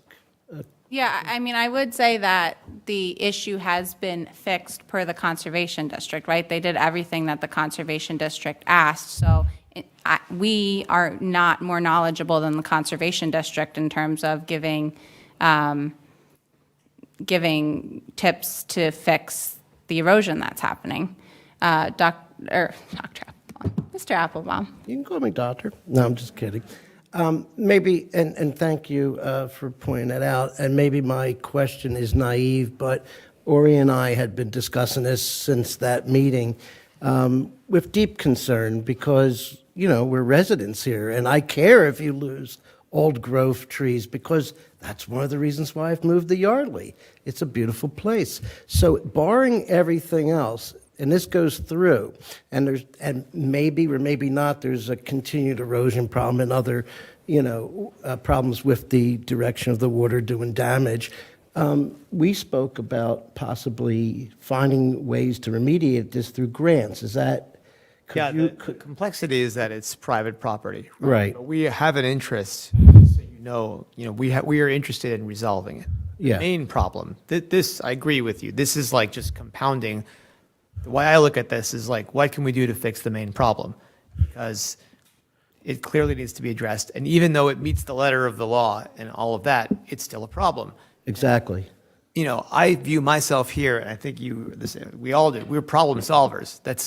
So even though it might not be the borough's problem, we still consider ourselves to responsible to make a best effort to help you resolve it. For example, and I don't have the details about this, but there was a grant that I heard at one point with the previous engineer that is specifically designed for these situations, for private property matters of runoff, and it needs the municipality to be a sponsor to it. So that is the kind of thing that maybe we could work together to resolve. And it's another conversation. I know it's not about this, but I very much welcome. I want to, I will be visiting. We shouldn't just accept, or let me rephrase that. It's not off the table. We can accept, we have to accept it because the ordinance is the ordinance, and this is maybe the way it's going to play out. But that doesn't mean we have to be complacent in our creativity to try to get a better result for you and for us. Dr. Perlmutter. There is another huge issue here, and I would like to share these with you.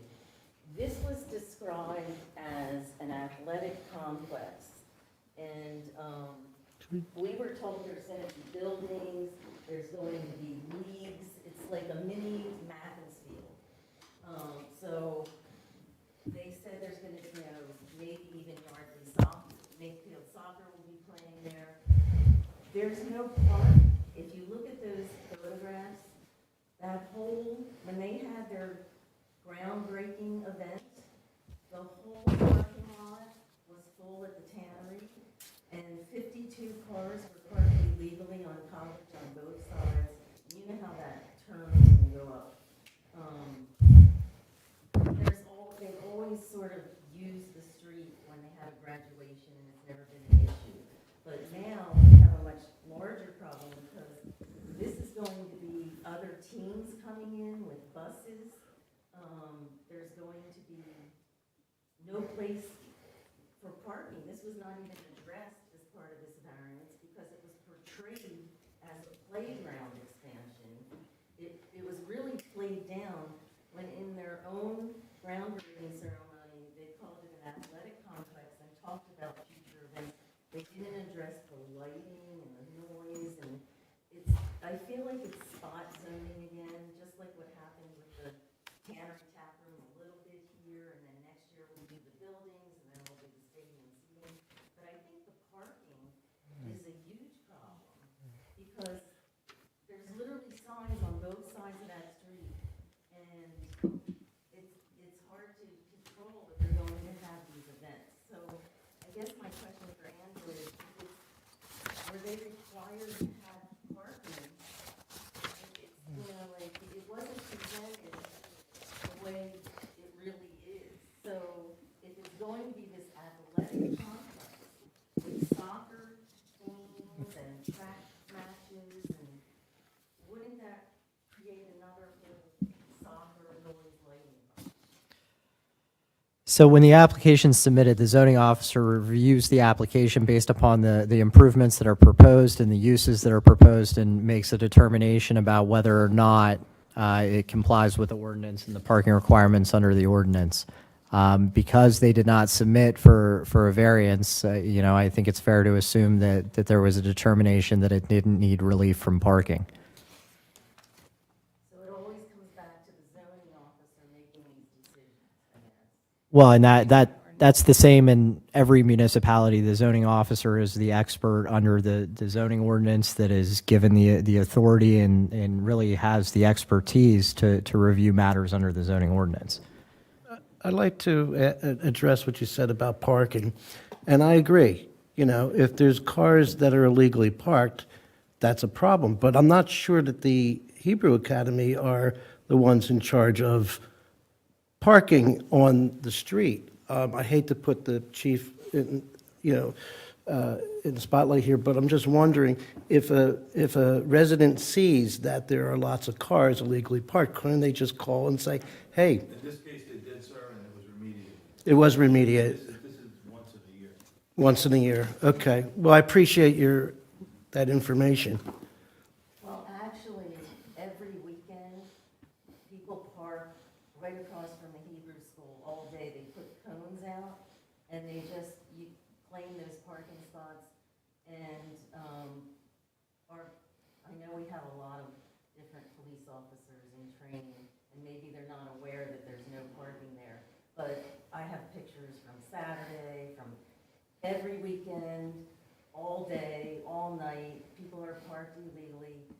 It's become sort of an unwritten rule that if you put a cone out, you can just park there.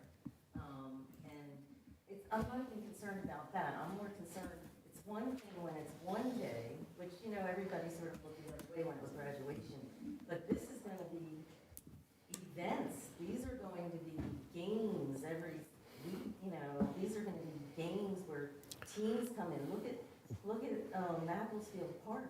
They have all that parking because where are these people going to park that come in to go to these games? They didn't have enough at the tannery. So it's a real issue for this particular project. Well, I have good faith that after this discussion that that's probably something that the chief will consider moving forward if there is a problem. But until there is, I don't know. I review every call for every day, 365 days a year, and this is the first I'm hearing of it. So we will address it, but I can't address problems we don't know about. So. Thank you. I appreciate that. All right, so next steps, wait on the appeal, see what it says. The clock starts on 30 days to appeal. We can appeal, you all can appeal.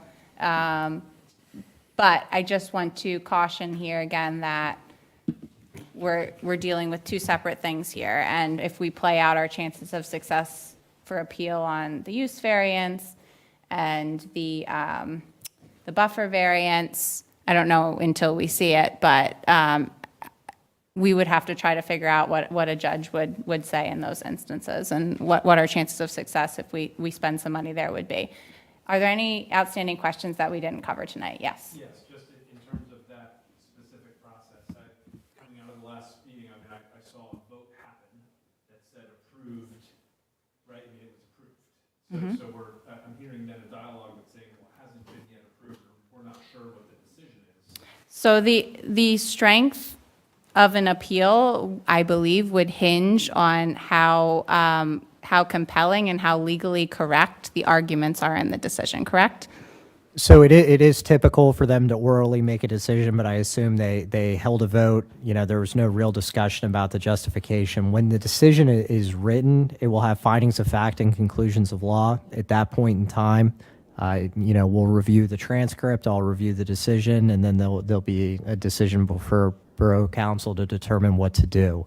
But just knowing that they voted yes at this point in time, it's premature to sort of evaluate it. Thank you. And then at that point, this body decides whether or not, this body being the council, then decides whether or not you all will appeal? Is that how it works? I But- apologize. Yeah, whether If we're asked or if we want to, yes. So I think the two questions that we would typically ask, would an appeal accomplish what we would want to accomplish?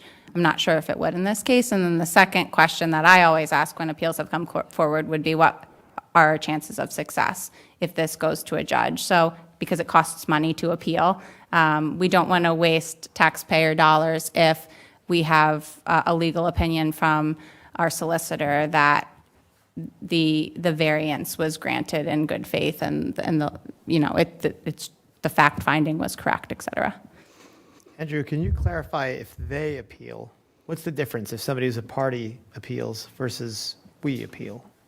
Well, I mean, obviously, if we appeal, you're represented by my office and the solicitor. If they were to appeal, they could appeal it pro se, or they would need to hire their own attorney, at their sole cost and expense to kind of go forward with it.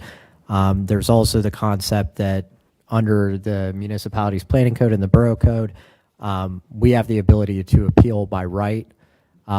If they were granted party status, you also have the ability to appeal by right. If you were not, you would have to argue why you had standing. I mean, those are basically the two different, I guess, areas, Is it a safe assumption then that once that official ruling is issued, that this body will take up the decision about whether or not to appeal at the next session? Is that a safe assumption, or do we need to stay, we need to keep? Yes, we can put, 18 emails a day, I hope not. we can, once we get the decision, we can put that on our agenda. I will tell you that we are considering canceling our second meeting in December since all of our required business for the year has concluded. We would still have plenty of time. First meeting in January, January 2nd. Any problem with that? I guess it depends when it's issued, right? At 30 o'clock. So just to speak on this. Even if it was tomorrow, that still leaves time, I think. What I can convey is that, you'll be made aware of what Borough Council's decision is, but I cannot have a discussion, obviously, about, what my legal advice is. It would violate the attorney-client privilege and make it public. So my discussion with council would obviously be private, but you would be privy to whatever that decision is. One thing that might be helpful for council, to the point that President Thompson made, our history of variances we fought and what our success rate has been, I think would be helpful to making part of that decision, if we can look at some of our historical actions in that regard. Can we look at private actions too, Matt? Sure, yeah, sure, whatever we have data, the more data, the better, whatever we have access to, I think, sure. It is. Yeah, and I say that not with a presidential, just more like, let's just look at what we got and see how we've done.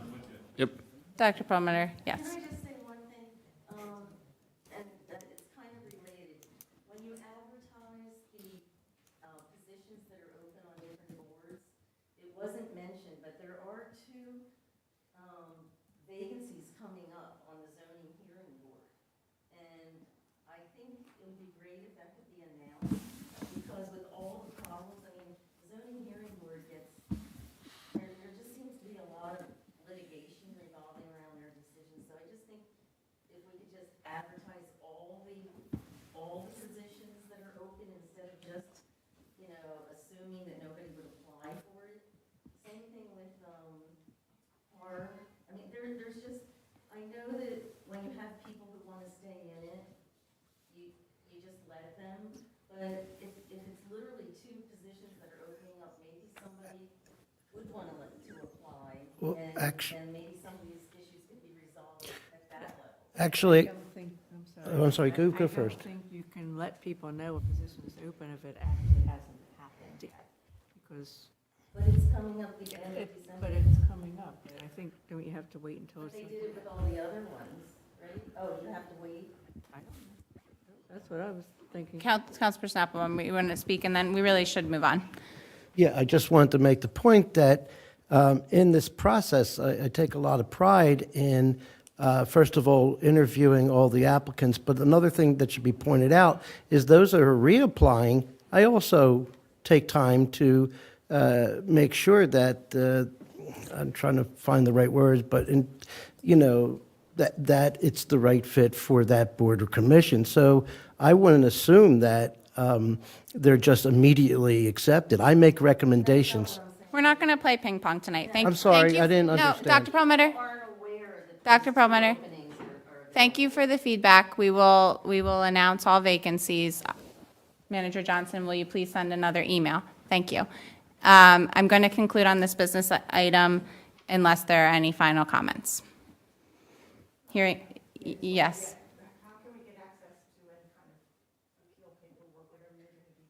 So I don't know.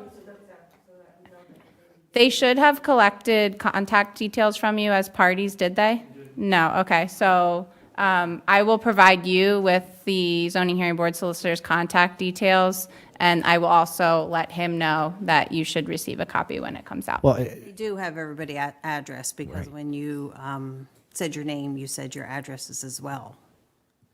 And absolutely. yeah, they'll mail it to They you. have everything. They have all your contact. If we get a digital copy earlier, then the postmaster would deliver it during the holidays. We will make sure you get it. Okay. Moving on to other business, consideration of the borough manager's contract. So I don't think we can actually vote on this until the new year because it's effective January 2nd. Is that correct? Or can we vote on it now, Andrew? It's not something I looked into prior to the meeting, so I don't know off the top of my head. Okay, I did just want, this usually gets left to the wayside during the budget season, so I did want to bring this to everyone's attention for review and see if there are any showstoppers prior to placing on agenda in January. So we do intend to renew Manager Johnson's contract. Her performance review will be at the end of this year, which will dictate her performance increase for the year. Everything in the contract remains the same with a few small changes. One of them is that her allotment of vacation days will increase 1 day next year and 1 day in the following year. She has one pot of PTO, so it's not separate PTO and vacation. So currently, she's a little bit under 5 weeks of combined, so we're trying to get her up to that 5-week mark. I will note that she has never used all of her vacation. And any issues, comments, questions, or concerns on the proposed contract renewal? Okay, so we'll vote on that in January then. And then discussion of changes to the Mary Yardley Bridge. Mr. Feiner, please. Okay, so this is an area that Public Works has spent a lot of time on the last 2 weeks. Thank you, David and Don, who's not here, but also spent time with us on this. Paula, Pat, and everyone here has been spending time on this in their own way. So I want to just thank you for the input. This is a fast-moving thing, but I just want to start out by giving you an update on where we are. So the issue is that the project requires regrading of the towpath side, and that goes into Fold Avenue. And for that regrading to be done as it's drawn, we have to have already acquired the Pico lot, which we're in the process of acquiring, and that is moving, but it's moving very slowly. And it's, our legal team, their legal team, and it's the turnaround that they want to provide us with, but it is, it's step by step. It's in a surveying stage right now. We don't have a signed sale agreement. If we had a signed sale agreement, then we'd have a date of closing, and it would be easier to make a decision based on that date. And the fact that we're here now, going into the holidays, and we don't have a signed sale agreement, I think it's pretty clear we need to move to a Plan B, because as it is right now, nobody can use the bridge. The people who live there can't use it. It becomes an issue if there's an emergency and need to evacuate, and it was never intended to be something that just sits there for a long time. So I've been kind of picking away, and poor Pat has been receiving all of my questions and grinding to try to figure out some way through this. And we had a bit of a breakthrough when we had a Zoom call with Brubaker, who is the contractor working on the project, along with Pat and Paula and David. And the question was, could we grade this project in such a way that we essentially grade around the Pico lot, but not into the Pico lot? And that presents a lot of challenges because it's very tight. But I think that we have found a way to do it. And now is a good time. Could we put up the slide that has the, what's that? Not path, no. No, it's not my PDF, it's Paula's, the picture that was sent. The drawing that Pat sent to us earlier? Yeah. Paula, do you remember that? Yeah, well, I don't remember what it was. These things are, okay, we can, I want to show it to you, so we're going to, if not, I can put on a USB key and give it to you, because it's, or I can email it right now, because. It's a plan drawing? Yeah, It's a plan The drawing, hand Mark. sketch. A sketch. yeah. What's the name of it again? Look at one of the other two files that were on there. It's, Yes. yes, that's the one. That's it.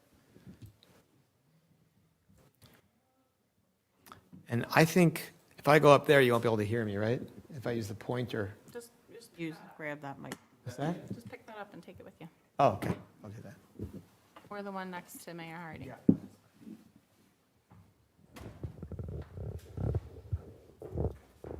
We can have two. Still showing the, Nope, not that one. That's not the one. Nope, the other one. this is still my PowerPoint.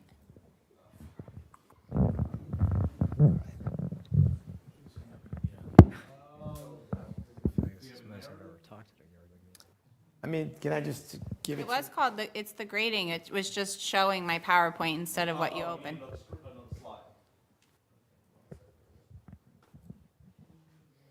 Temp grading, right? Yeah. There you go. Okay, here we go. Okay, so what are we looking at here? This is the canal side of the Mary Yardley Bridge, and this is the Pico lot in here. This is the towpath going through here.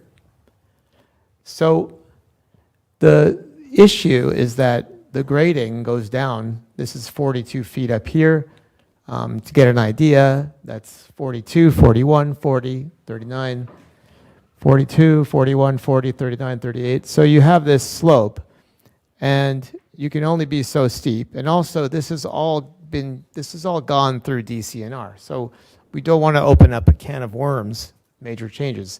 So how do we fix it? And what Pat came up with, which is actually quite clever, is to put some sort of concrete blocks where this orange area is. And they would just be some sort of like big barriers. Anything that's large, and this is being worked out right now with the contractor, we would put that along here, and that gets us 3 feet above the ground level. And then we only have to grade down from the towpath to that point that's 3 feet above ground level. And that is a much smaller slope. And if we did that, we'd be able to finish this project, release the Brubaker contract from it, and when we acquire the lot, we could then use a local person to fill the other side of that temporary barrier, so we actually bury it in place. You never see it, and seed it, and whatever we want to do. And that would be potentially part of rethinking this whole Yardley trailhead. And that's something that we could raise money for and have further discussions about. But for now, it would allow us to complete this side of the project. And the goal would be to do it within the current contract pricing. And when I last left this with Pat, I don't know if you had a chance to talk to the contractor. No, I have not been able to talk to them, but I'll follow up with them tomorrow. Okay. But I did forward them this sketch. Can I just back up and explain the sketch a little bit? Sure. As we were on the phone with them, with Brubaker, they indicated that they could install, a towpath and connect that to Fold Avenue.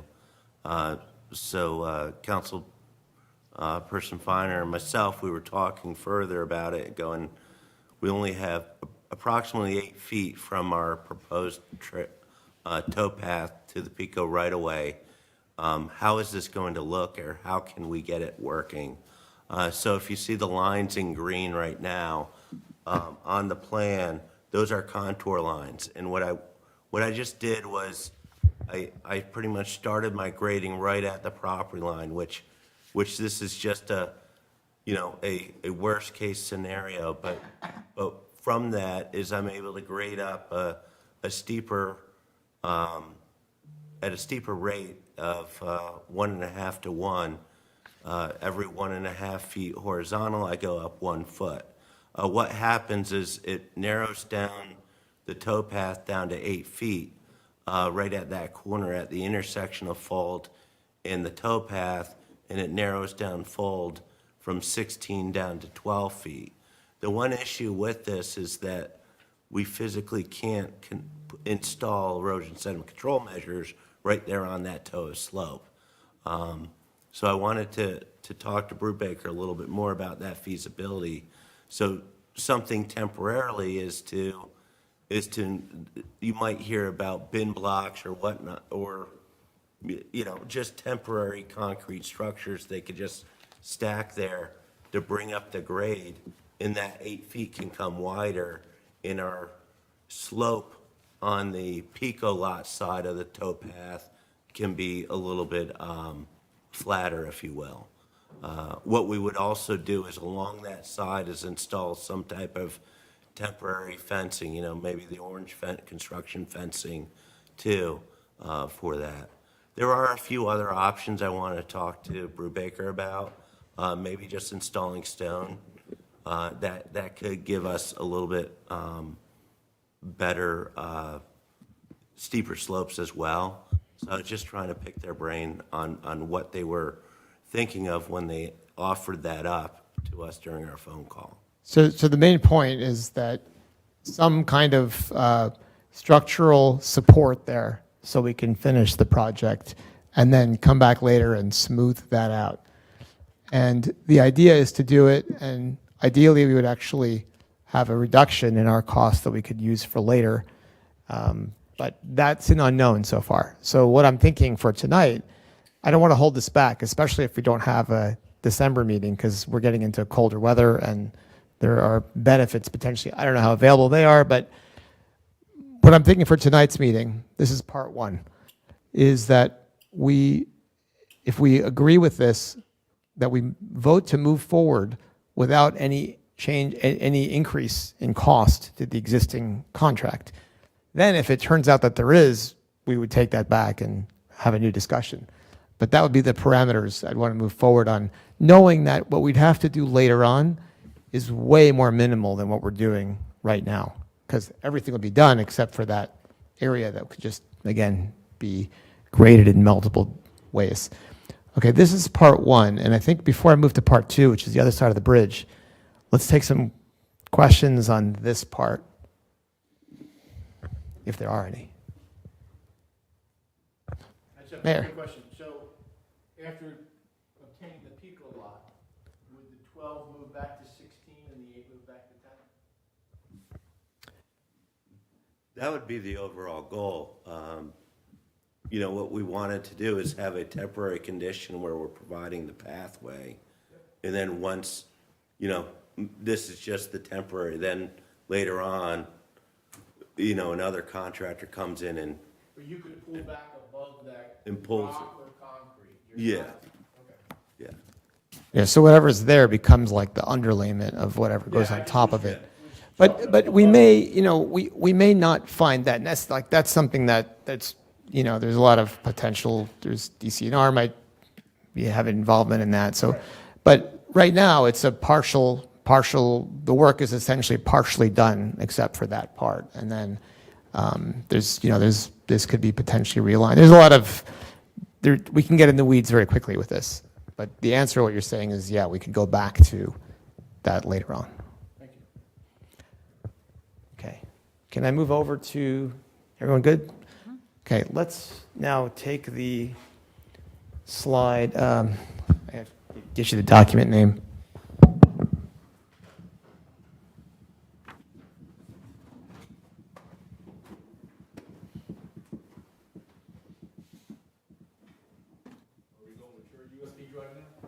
Yeah, we're going to my USB drive, and actually I'll do this part from here. So what I want to do is go to ramp specs compressed. I'm going to tell you which page.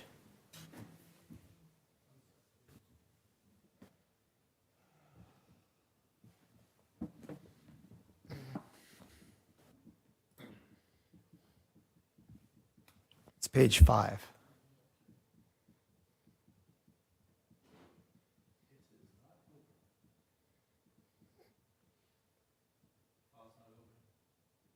What's that? It's not opened? What's that? It will not open. It won't open? Okay. I just put it on the USB key, so. All right, let's try another file.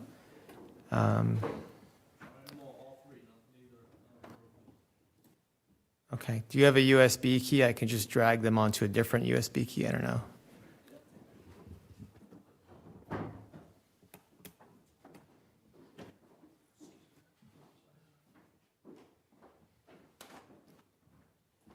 Thanks.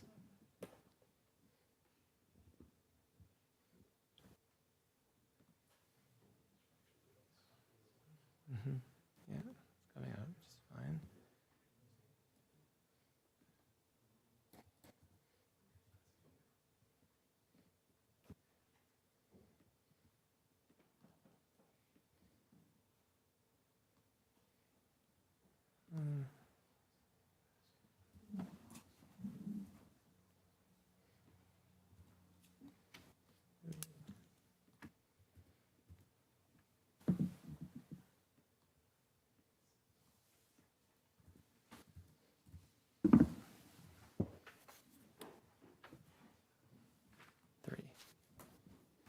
All right.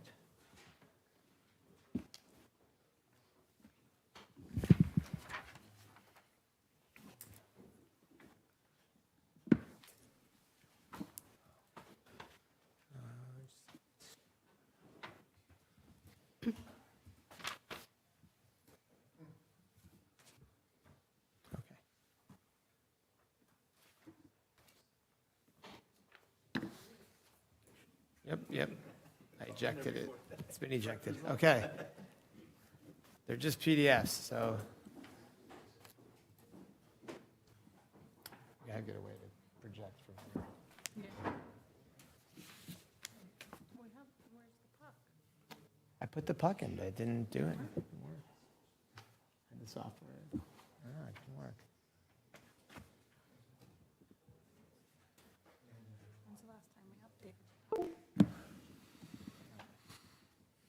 I mean, I installed the software on here. The software, it showed up as a device, but didn't launch.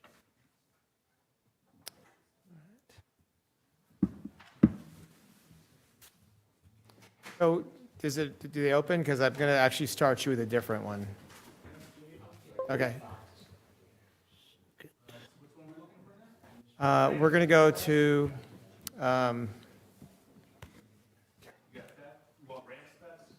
No, did I give you ramp specs compressed? Yeah, open that one. And then we're going to go, okay. So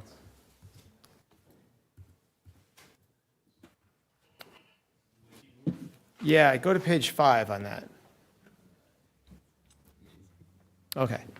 So let me just actually, I'll just sit here because I don't have to point anything. Okay, so just a reminder, this is the other side, and this side is a trail side. It's a winding trail. Some parts have a pretty substantial slope, and it's really only for people who use that right-of-way, and it's on private property with an easement.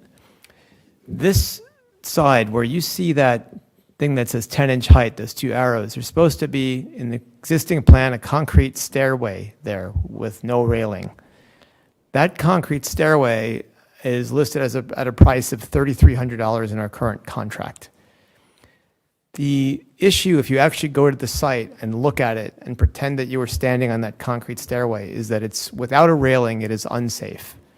It needs something because to the left and to the right, especially to the left on it, if you were to trip and fall off of that staircase, you would go right down into that concrete embankment, potentially into the canal itself. And so, sometimes these things happen. You can't see it until you actually really look at it. So in the ideal world, this bridge would have been 4 feet longer, and it would have been past that danger zone, but it isn't. So this is the size the old bridge was. Should we start over? Yeah, we're going to tear it all out, and a couple of us are going to go down there with some tools and just, rope bridge. Is that good? We talked about a dinghy earlier today. So what do we do with this? Well, nobody really wants stairs, especially because the other side's going to be stepless, and people use this with like jogging, the sort of off-road jogging strollers, and of course bicycles and all that. And there's just no need for stairs, especially because the ground, you can't see it in this picture, but it actually goes up behind where, like, from this point, it starts to elevate. So we looked at many different options, what we could do instead. Understanding that we have a $3,300 investment in the stairs that the contractor is willing to credit us back. And then we have to add railings to that. So there's a cost on top of that. And it's not easy to add railings because the left and right side of the bridge, they don't have any existing spot to anchor railings into. So you have to figure out a way to either anchor it to the existing bridge and determine if that's feasible and safe, or start working with concrete. So we looked at, and I showed you a picture last time, I'm not going to bring it up now because we're low on time, but we looked at other bridges that had what people had done, and we looked at every possible option. And thanks to the homeowner who's here tonight, the property owner, we brought various experts in to deal with the roots that are there, because we don't want to disturb the root system that's there, because we have one of the oldest trees in Yardley just to the right of where this picture is, behind and to the right of it. So after all, and all the options, the one that made the most sense, that fits this spot the best, and is most cost-effective, is what I'm going to show you, which is another document. Now we're going to go to ramp details.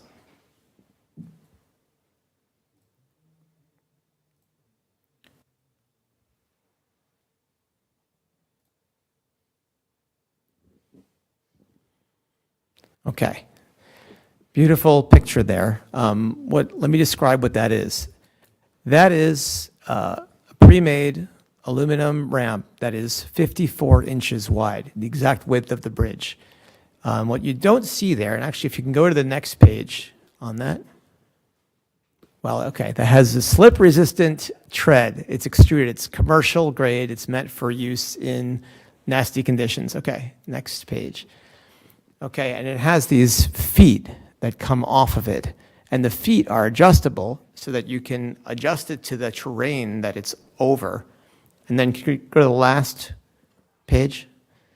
And it has this threshold plate that connects onto what it's going onto, in this case, the bridge. So this is almost like a tailor-made solution for this situation.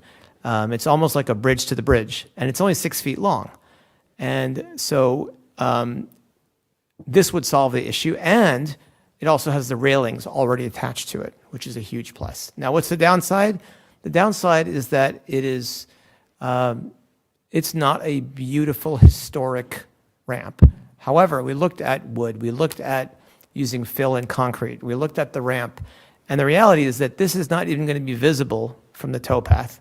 It's only going to be for people who are walking on that trail, and I think that they will appreciate having a ramp that goes right onto the bridge safely, and they're not even going to think about it because it's a small distance. And we went through this with the bridge. I don't know if some of you were here, whether we do steel or fiberglass, and aluminum came up, and there were plastic was, yeah, they were all flat. We wound up with fiberglass, which is not historic either, but it looks fine. So we have to kind of be practical here, I think, and move this thing forward in a way that's going to work.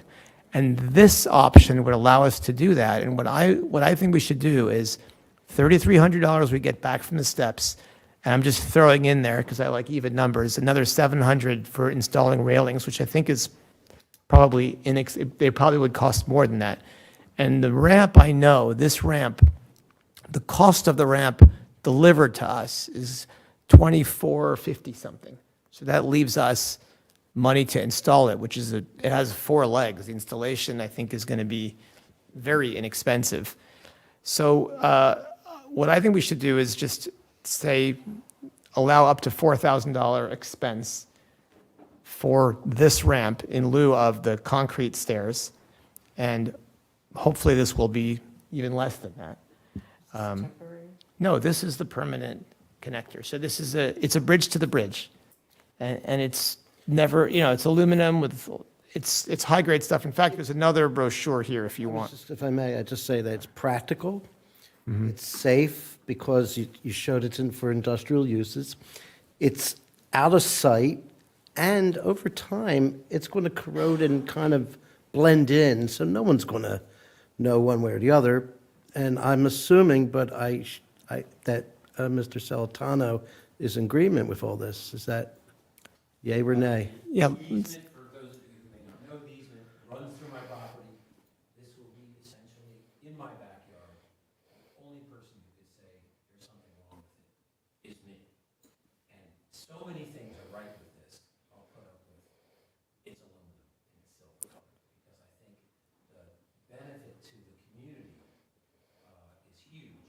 And from 10 years ago, when I first was asked by the borough, people could put a new bridge in. We said we need a bridge that is safe with railings and a ramp with no steps next to the other area. Why that was forgotten is beyond me. It's done in a number of meetings. So we're back to talking about the safety of the residents of Yardley. And this is a safe solution. Is it beautiful? No. But the only person who's going to see it is me. And I would rather have the safety for the community than, I don't know, some custom-built, beautiful, imaginary bridge. Right now, we have a bridge that is a display. It's not a bridge to nowhere. It's just actually because it's not connected. It's just a, I don't know, monument. This and the work that Ori has put on the other side would actually turn Mary Yardley Bridge back to the other side. Thank you. Thank you. So I think let's just take some questions. Yeah. Well, let's get a motion on the table, and then we can move into discussion. So Ori is seeking a motion to approve kind of a change of cost, so reallocation of $4,000 of funds from steps and railing to this aluminum ramp. Do I hear a motion to that effect? Just to be clear, it's 3,300 of reallocation plus 700 That which we haven't would allocated have- yet, but we would have had to. So Got it. Remediation to the ground and the roots, I'm paying for. Thank you, Mr. Celentano. Mr. Feiner did tell me that, and it escaped my mind. We very much appreciate that. Thank you. Not at this time. Public comment has closed. We would be happy to talk to you quickly after this agenda item. We're currently talking about the Mary Yardley Bridge. Do I hear a motion to that effect? and motion to that effect. And seconded. Okay, the motion is made by Councilperson Feiner, seconded by Councilperson Applebaum. Questions? I'll just make a comment. I appreciate how much time you guys have put into this. I think this is meant to be solution-oriented. And John, I think you and your wife have been very good partners for an extended period, so I appreciate your comments and what you're doing around this as well. So I think, and Pat, I know you've been involved with some of the stuff on the other side. So, the only question I had was useful life, right? Is this sort of, that's the only, I'm assuming it's aluminum, right? So, I'm assuming it's good, but that's the only thing I wanted to ask was around useful life, and then, good. That's a great question. In terms of useful life, well, let me just address what you said before about the Celentanos, because they live across the street from me, so I'm directly familiar with this bridge and everything. But when the Celentanos moved in, they told me traditionally the owner of this property has always maintained this trail and taken care of it. So they intend to do the same thing. And they have gone above and beyond taking care of it with time and financially, and just, they really care about our community, and I really, really appreciate it.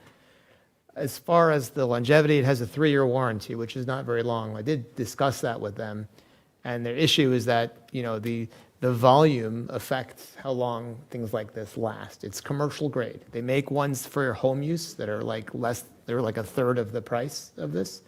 This is like, it's all the grade, the gauge of the sticker. Will it last forever? Will it last longer than the bridge, or will the bridge outlast it?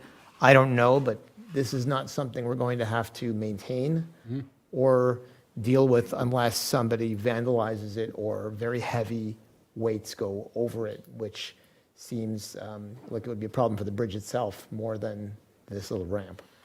So how often would that have to be inspected from an engineering standpoint, for a safety standpoint? I would have to look at it. Tonight's the first time I've seen this proposed handrail.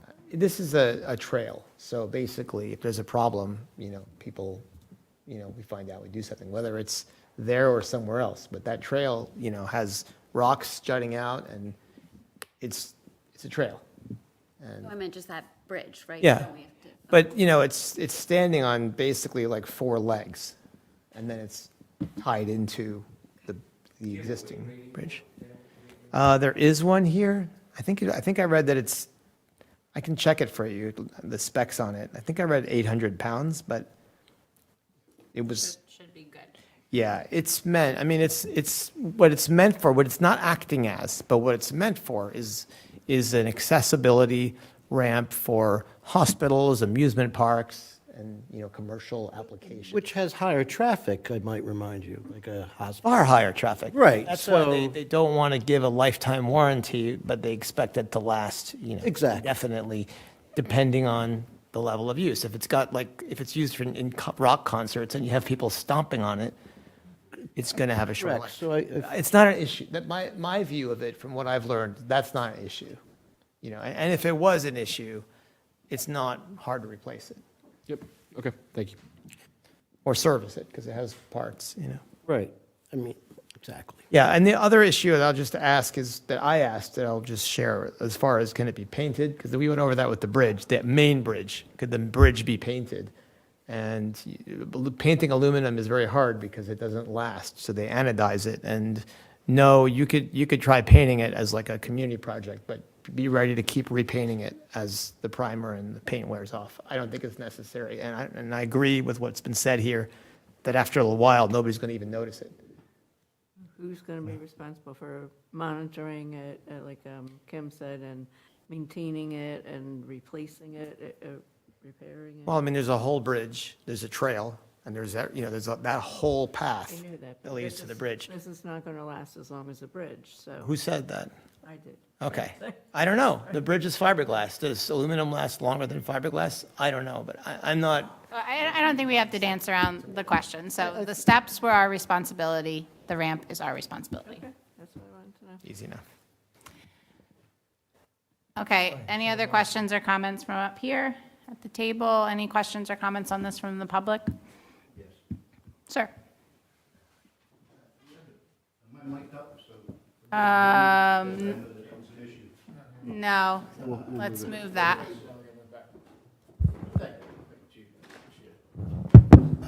My name is Michael Fair. I'm a neighbor and resident of Yardley.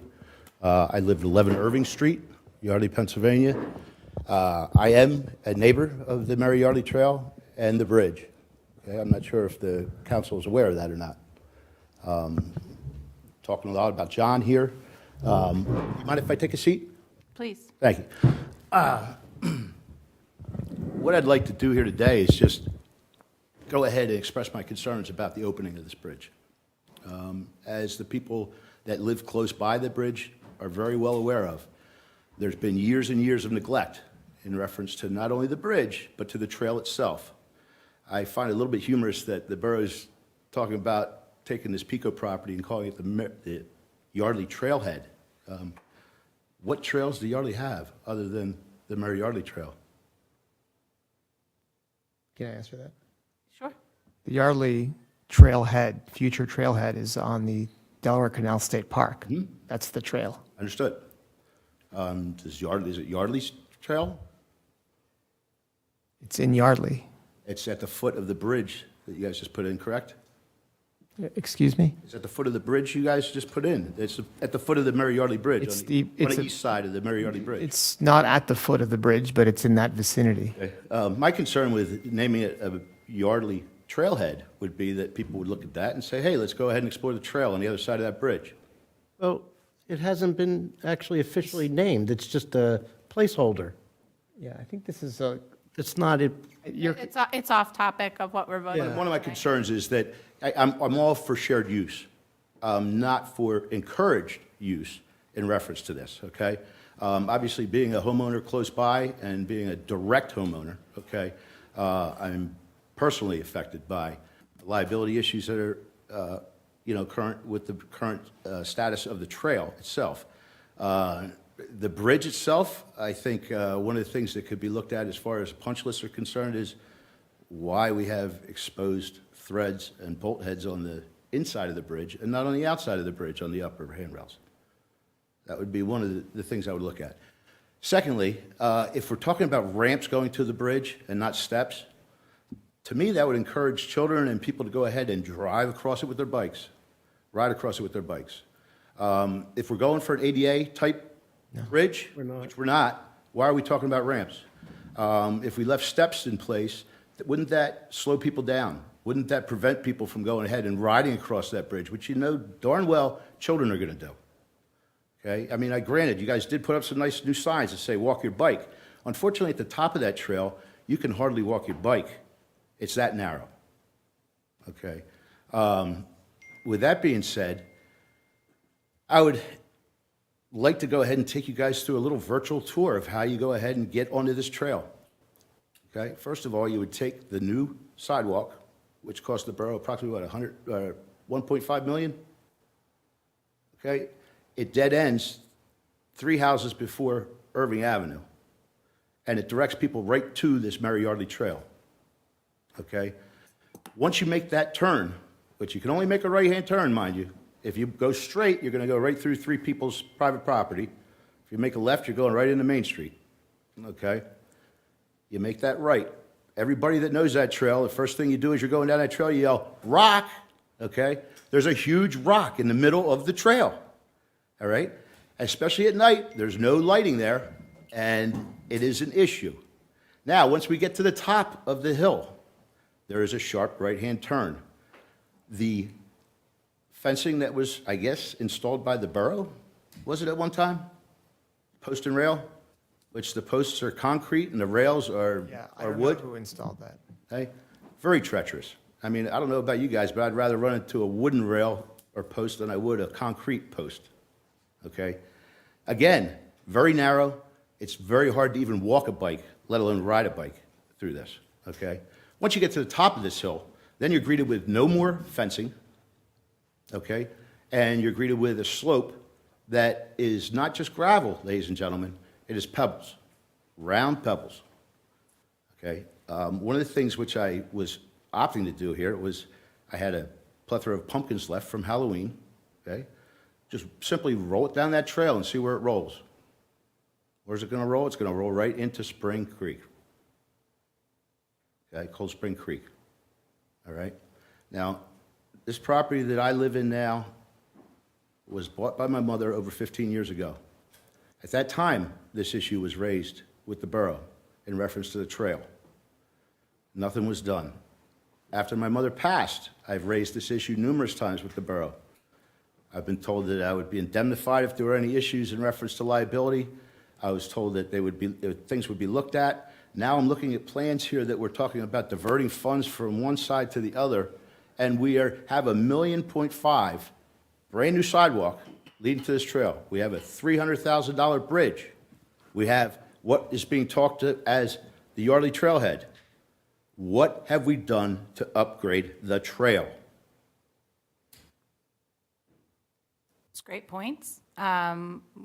This discussion tonight focuses solely on the bridge and opening it up. A temporary opening, correct. Yes, with respect to the trailhead. I walk it all the time. It's not made for wheelchairs or bikes even, and I think your point is a good one, that it should not be biked. Or Mr. Feiner, do you want to say anything else on those points? Yeah, I mean, I think that that easement was created, I don't know when, probably before the last century. Almost 100 years ago, yeah. Yeah.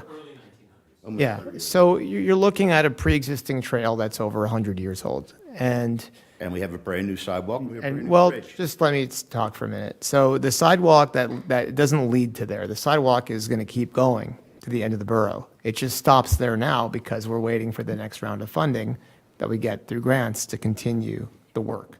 And we've already secured, no, we couldn't. I would have loved to, We but spent every dollar of inflation- the grants. Inflation happened, and the sidewalk is 10 times the price of when we started talking about a sidewalk. That's just the reality.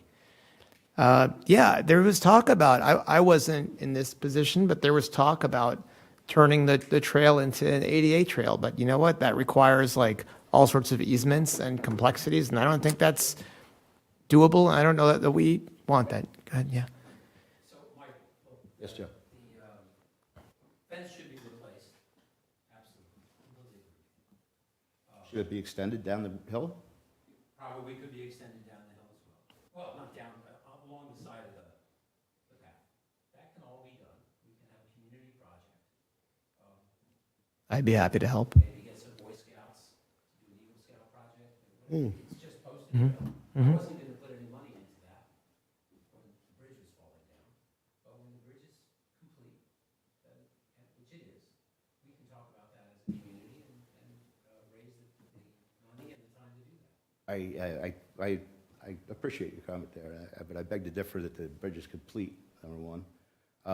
Number two, I don't feel that the proposed plans that I've seen thus far address the issues that I just brought up to the council.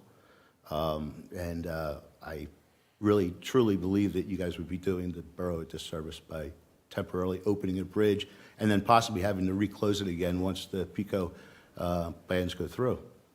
So, I think, again, I just want to address some of the points you mentioned. I think that beautifying what John just said, working on improving the trail would be a great volunteer effort.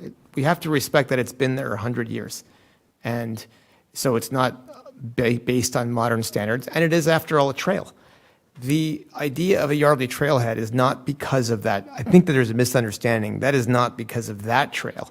It's just like you have along the canal, like you have on Black Rock Road. You have because that's what they call trailheads along the canal. They're called trailheads, and people can access the trail from that point. That's What happens to Mary Yardley Trails. But I don't even want to get into that conversation, but that's just so you understand. I think there's a misunderstanding. That trail has always been and will continue to be used as an access point. I bought my house with my 2 kids and my wife, we use it every day. You've probably seen us many times. And we bought it because we could get to the canal, because without that, you've got to go all the way to the borough. We're missing one critical link here. That is how we get from the sidewalk to the bridge and from the bridge to the sidewalk. Right, but that's been done for over 100 years. So it's not like we're going to overnight. There was no sidewalk there for 100 years. but Why I'm did we put welcome- that I'm there? Right, but There wasn't a new bridge there. Why did we put that there? So Mike, what is it, what do you want to get done? Because I think we can solve all the concerns. As I said, I think that there needs to be safety issues addressed on that trail. We're talking about issues related to directly next to the bridge. Your concern was obviously the handrails there, okay? Well, I would much rather fall into that canal than I would fall off of that hill into Cold Spring Creek. There's nothing but old jagged metal, jagged rocks, and basically water at the bottom of it. So Mike, we just talked about the fact that, we're closing in on John. fixing the bridge. John, you I know as ask well that as you I all do. direct your comments to me. Yes, I'm sorry. as- I'm sorry. And not to each Madam other from President, the floor. my apologies. Thank you. Yes, Mr. Celentano. I agree. We can make the trail more fenced, improve the fence that's there and add more fence. It's my property. I give the borough permission to do that. And I'm happy to participate in that both financially and physically, and hope that other people want to do the same thing. My concern is that this was not an issue to the council until I just stepped into this room. There was no talk in reference to upgrading the trail itself or doing anything with the post and rail fencing. And it just seems as if that we're completely glossing over this, and it's the big elephant in the room nobody wants to talk about. Thank you, Mr. Solentano. Actually, I've discussed this with council members for the last 6 or 7 years and said that when we have evidence that the bridge is really going to get sorted, because there was some time when that wasn't the case, when we had evidence that it was really going to get sorted, then we would find a way to get the trail improved. We do appreciate things being brought to our attention numerous times. The squeaky wheel gets the oil. That's just how things go in local government, sir. And this is on our radar now. We will calendar it for the spring. We have Boy Scouts and Girl Scouts constantly knocking on our door looking for projects, so we can line that up very quickly. But I think it would be disingenuous for this council to tell you that we are going to stop work at this point. We are $300,000 into this thing, and it's going to get done. Understood. Thank you for your comments. Thank you. All right, any other questions from the public? Hearing none, I will call the question. All those in favor, please signify by saying aye. Aye. Any opposed? Abstentions? Motion carries 6-0. The final matter this evening, I mentioned earlier, we are contemplating canceling our final meeting. It is a working session and not a business meeting. I will say that I'll put an asterisk next to that for 2 reasons. If the cost estimates on the canal side of the bridge come in above plan, we should probably convene and get that decided prior to the new year. And if the zoning hearing board decision comes in and the calendar does not work out so that we have enough time to wait until January 2nd, which even if it's tomorrow, we do, but we don't want to cut it that close, I understand. So if the decision comes out this week, we will convene in 2 weeks. Otherwise, do I have consensus from council that we will not meet for the final meeting in December? Yes. So moved. All right. Yes. Yes. Great. You can I move would it, but entertain a yes. motion to adjourn. Is there a second? Second. All those in favor, please signify by saying aye. Aye. Meeting adjourned 9:57. Mr. Feiner.